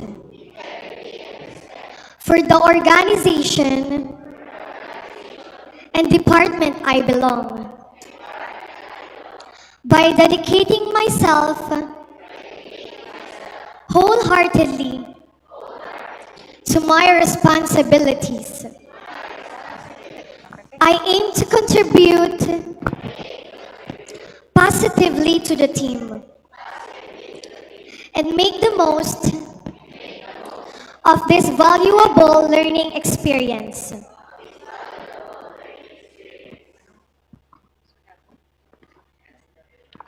Thank you so much, Mrs. James Santillan. To all our learners, you may now be seated. As you said those pledges earlier, we have the same hope to see you all enjoy the journey to becoming a real practitioner one day. At this point, we will now be calling the partner agencies to formally welcome you into the respective workplaces. To start this, we have the representative of the 2nd District Congressional Office. We have the Councilor Iggy Ohano. Let's give him a warm round of applause, please.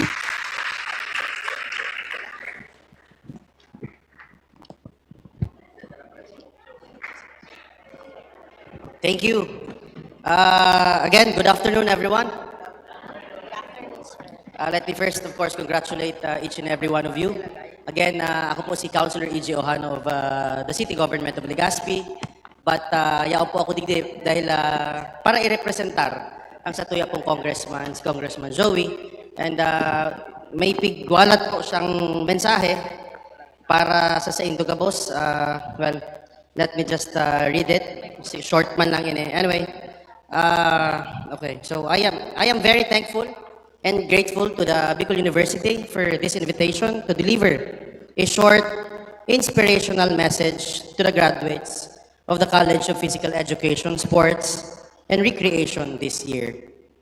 This is a milestone not to be missed by the students, by the mentors, and by the parents, and by the community at large. As BU knows well, Albay Congressional Delegation currently helms the taxing policies of this administration, regardless of political persuasion. It is absolutely crucial for our people that we make the most out of this rare opportunity for Albay.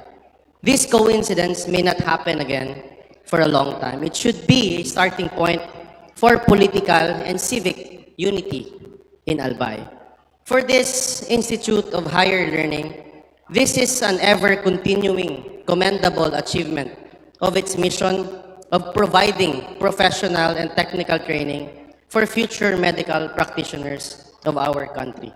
For public servants and responsible members of this community, we are glad to witness this event with gladness in our hearts and hope in our minds. Events like this are happy reminders that a few years from now, our lives will be better and healthier than today, because we have trained new medical practitioners who will attend to us when we are weak, heal us when we are sick, and preserve our health so that we may have longer and enjoyable lives. Allow me to first pay tribute to our teachers,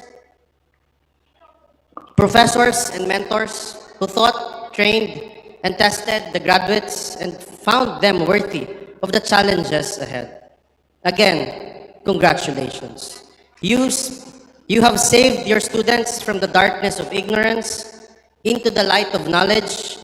You have lit the fires it in them. Now, let them burn brightly. To the graduates, the message is plain and simple. Congratulations. An obstacle in your life has been hurdled. You did it. You can do more. In fact, you must do more. You may have been well-trained. You may have passed your exams with high grades. You may be garnering Latin honors when you graduate. These are scholarly achievements. But when you leave the portals of this institution of learning, you will be confronted with much larger and more difficult challenges. And these challenges will come from the most trying and unexpected places. The real world outside of our school is full of uncertainties. You must be brave to face them, even when you are blindsided by many things. This is so because there is no other way. Challenges are like dragons that you must slay in order to attain the trophies of victorious feats. I have no doubt that some of you will taste failures. Some of you would fall along the way. Some may taste the bitter taste of defeat. But as Saint would say, any defeat will not become a lasting failure if you just keep on trying. A wise man once said that you could turn your defeats into success by learning the lessons from every failure and using these lessons to intensify your succeeding efforts. Failure is falling 10 times and staying fallen. Success is rising one more time after every fall. Thus, the key to your success is perseverance. Perseverance is the hard work you do after get tired of doing the hard work you already did. Perseverance is falling 19 times and succeeding the 20th. I say, perseverance is hanging on there when others let go. Perseverance is not simply using up all your strength. Perseverance is to continue striving even when you feel there's no more strength in you. So, my dear graduates, the prospects out there is not easy. It is very challenging. It could be hard.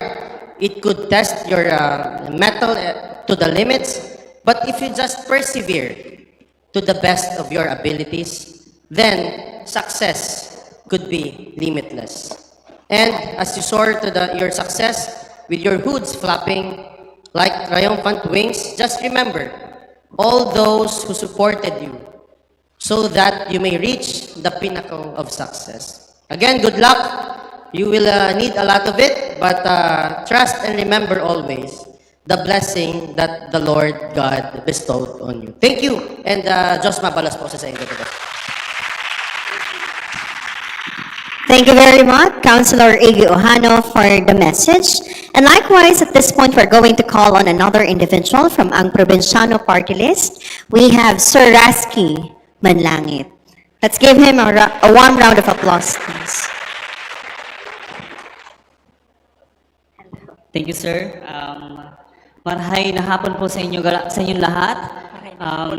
First of all, gusto kong batiin ang ating mga teachers and officials po ng Bicol University.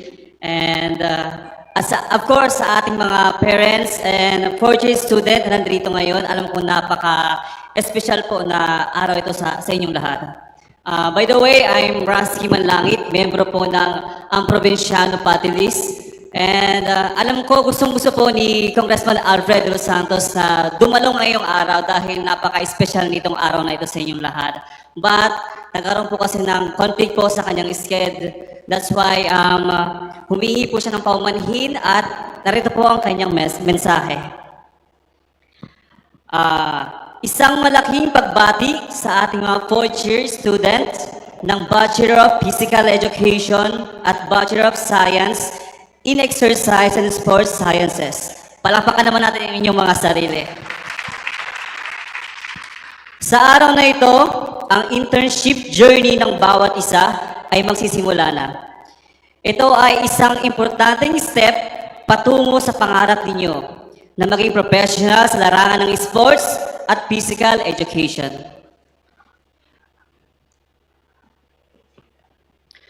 Yung mga pinag-aralan natin sa mga libro, yung itinuro ng ating mga profesor, kailangan na nating i-apply, pero wag pong mag-alala. Dahil alam naman natin, panigurado pong inihanda po tayo ng Bicol University para sa mga harapin natin bilang interns. Ang Bicol University ay inuhubog ang mga estudyante hindi lamang sa kaalaman, kundi pati sa katatagan. Ngayon, sa inyong paglabas, sana ay bitbit ninyo ang mga lessons, pati na rin ang katatagan, disiplina, dangal at malasakit sa kapwa ng turo ng Bicol University. Ang pagtanggap sa inyo ng mga partner institutions ay patunay na tiwala sila sa inyo. Hindi lamang ito isang internship, ito ay isang pagkakataon upang patunayan ang inyong galing at ipamalas ang inyong dedikasyon. Kaya naman, sa bagong journey, dalhin ninyo ang inyong passion, sipag at integridad. Gamitin ninyo ang inyong kaalaman, hindi lamang para sa sarili, kundi para sa kapwa. Dahil kayo ang magiging haligi ng physical education at sports science. Muli, isang mainit na pagbati sa inyong lahat at good luck po sa ating lahat. Maraming salamat po.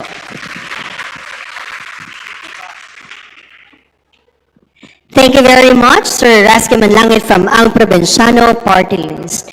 We will now be awarding the certificate of appreciation to these individuals this afternoon. May I call on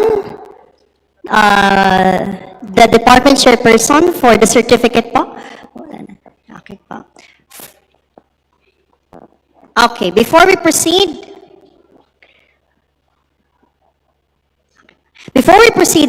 with the awarding of certificate, we will also be calling one of the significant individuals this afternoon. From Power Max Gym, we have Coach Kim Gomez. Let's give him a round of applause, please.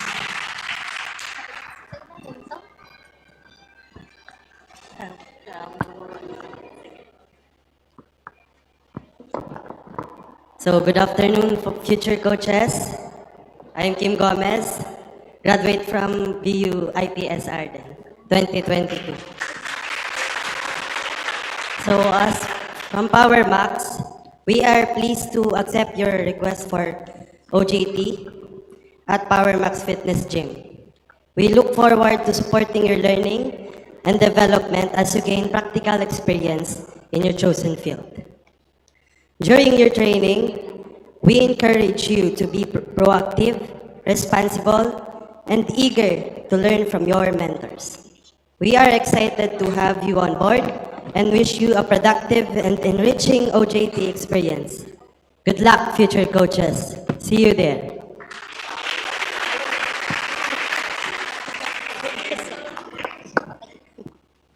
Thank you very much for the comprehensible message, Sir Kim Gomez from Power Max Gym. And of course, at this point po, we're now going to award officially the certificate for our partner agencies for officially welcoming all the students from the BICES department. Allow me to read the citation.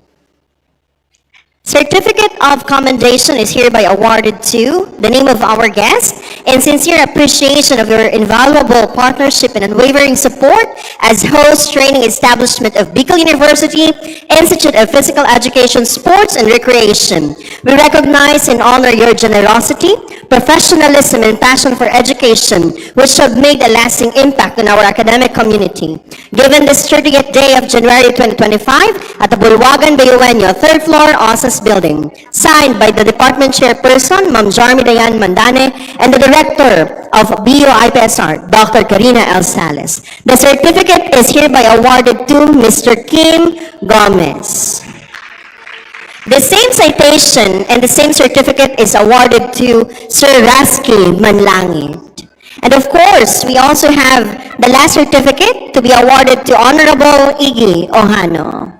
Once again, sirs, thank you very much for being with us this afternoon and also for accepting for accepting our learners. Along with the certificates is also the awarding of the tokens for these significant individuals. Again, maraming salamat po for always making BU IPSR welcome in your establishment.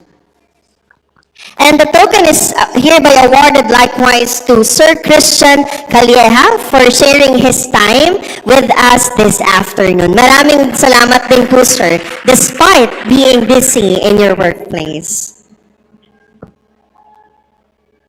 once again, palakpakan po natin silang lahat. Maraming salamat po.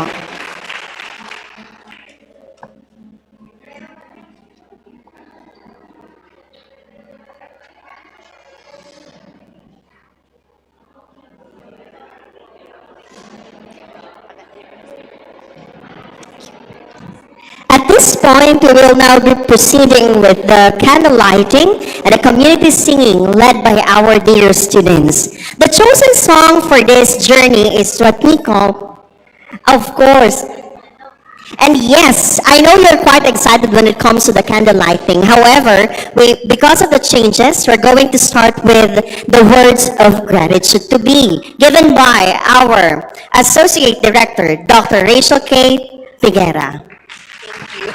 Thank you, Sir Ash. Good afternoon, everyone. On behalf of Bicol University Institute of Physical Education, Sports and Recreation, headed by our dynamic director, Dr. Karina L. Sales, I extend my deepest gratitude to everyone who has made this Pag-antabay ceremony a truly meaningful and memorable occasion. To our host training establishments, ang Provinciano Party List, 2nd District Congressional Office, and PowerMax Gym, thank you for opening your doors to guide our BICES, fitness and sports coaches, and fitness and sports managers.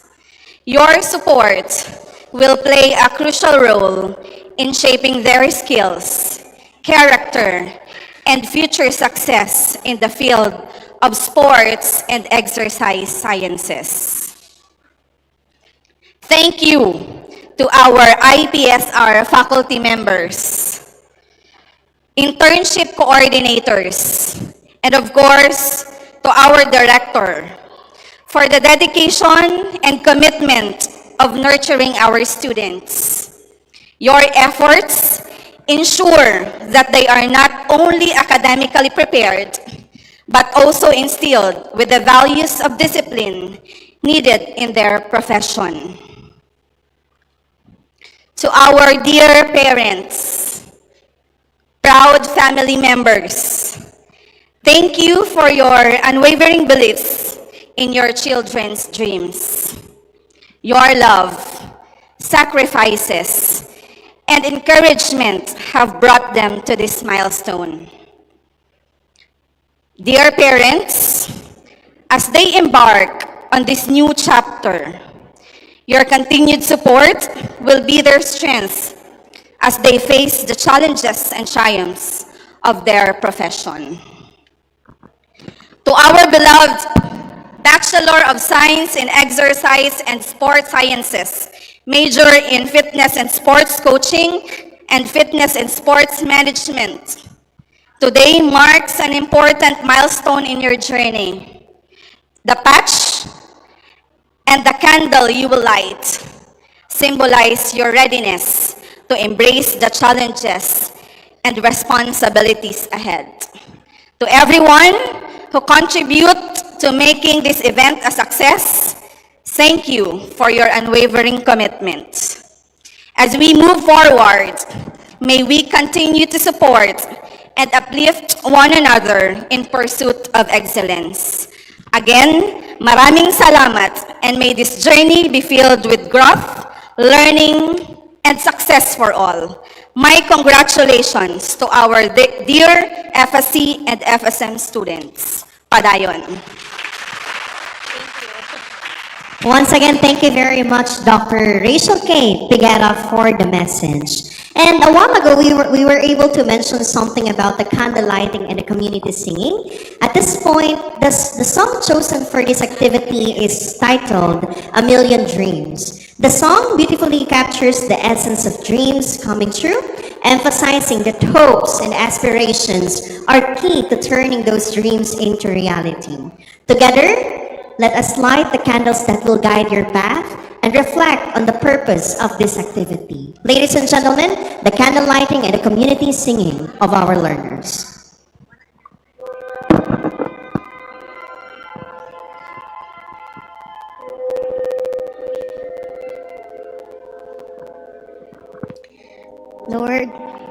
Thank you for gathering us today with gratitude and love. As we light this candle and engage into this sacred act of patching, we commit ourselves to your grace, embracing hope, peace, transformation. May your presence always illuminate our paths in accordance to your will. Lord, thank you.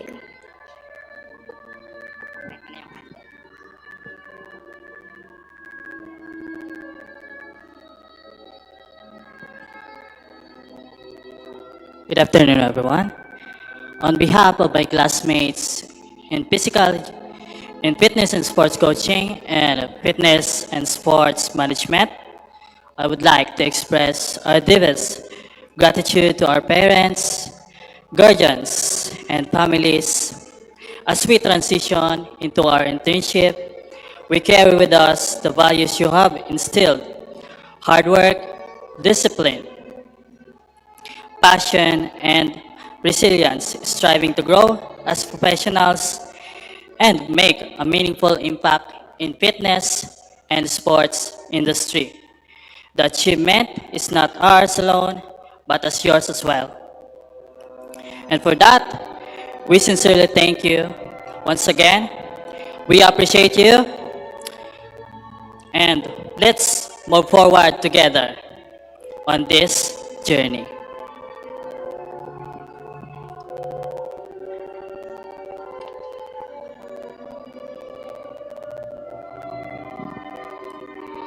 To our dear STEM teachers, today we gather to express our heartfelt gratitude for all that you do, the tireless effort, unwavering dedication, and selfless sacrifices. You are the pillars of our educational journey, guiding us through life challenges and shaping us into capable individuals. May your dedication and passion continue to inspire us, and may we make you proud in all that we do. May your light of wisdom continue to shine upon us throughout our academic journey.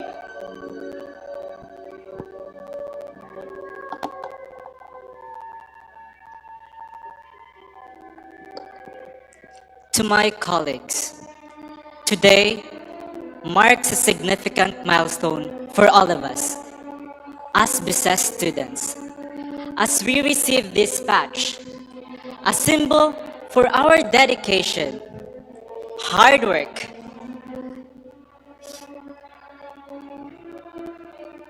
so let this patch remind us that we are not alone in this journey.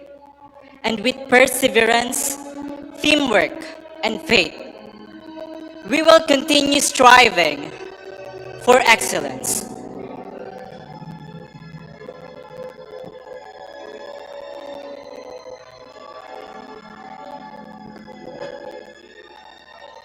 One of the most beautiful qualities of true friendship is to understand and to be understood.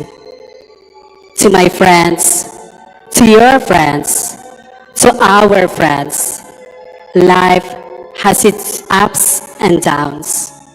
But with all of you, it makes everything feel a little lighter. Your kindness, support, and genuine friendship mean the world to individual. I don't think I say it enough, but I truly appreciate each and every one of you.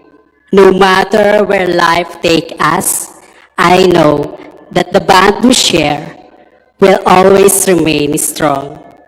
Here's to more memories, laughter, and all the moments that make life so much brighter.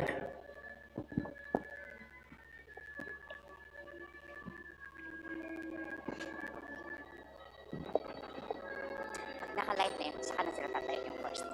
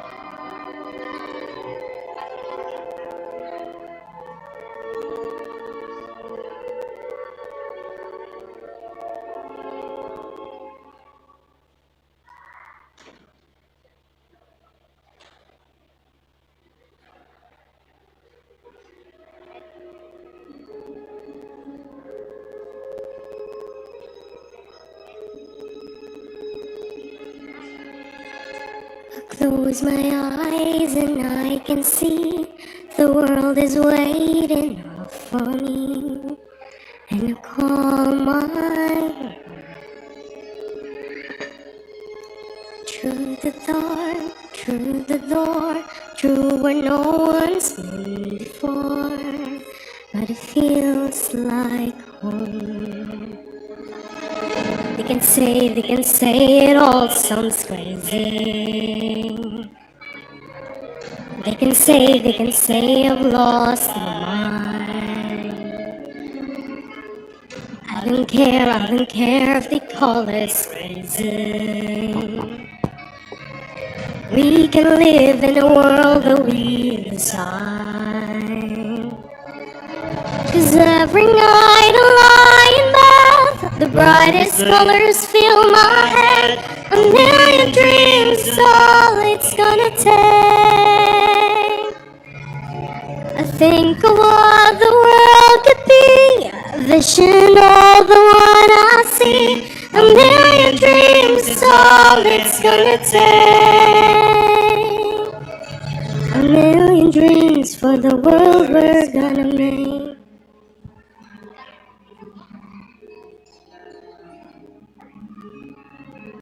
There's a house we can build, every room inside is filled with these things from far away. Special things I comply, each one day to make you smile on a rainy day. They can say it all sounds crazy.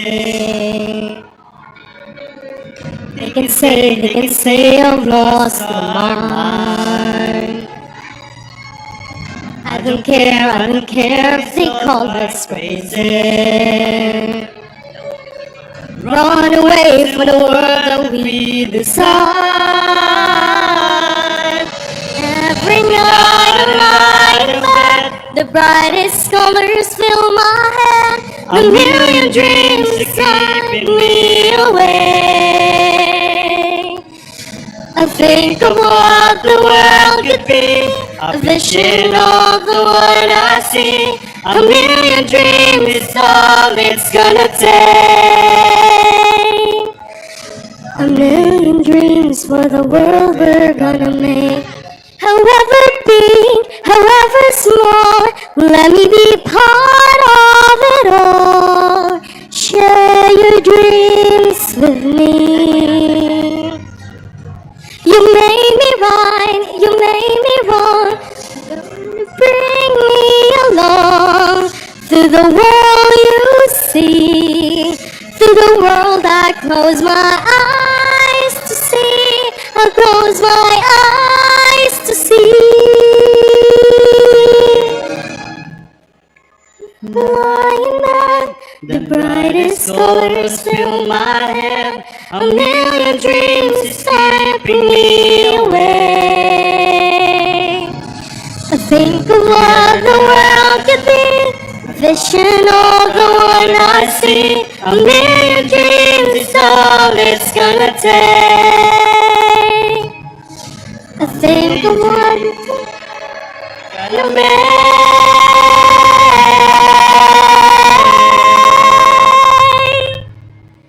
A million dreams for the world we're gonna make.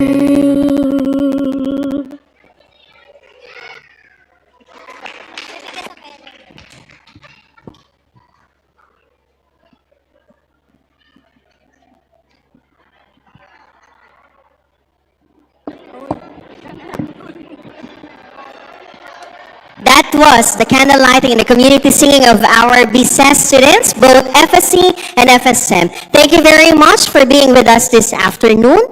It was a productive day having all of you in our event. And I think that concludes our event this afternoon.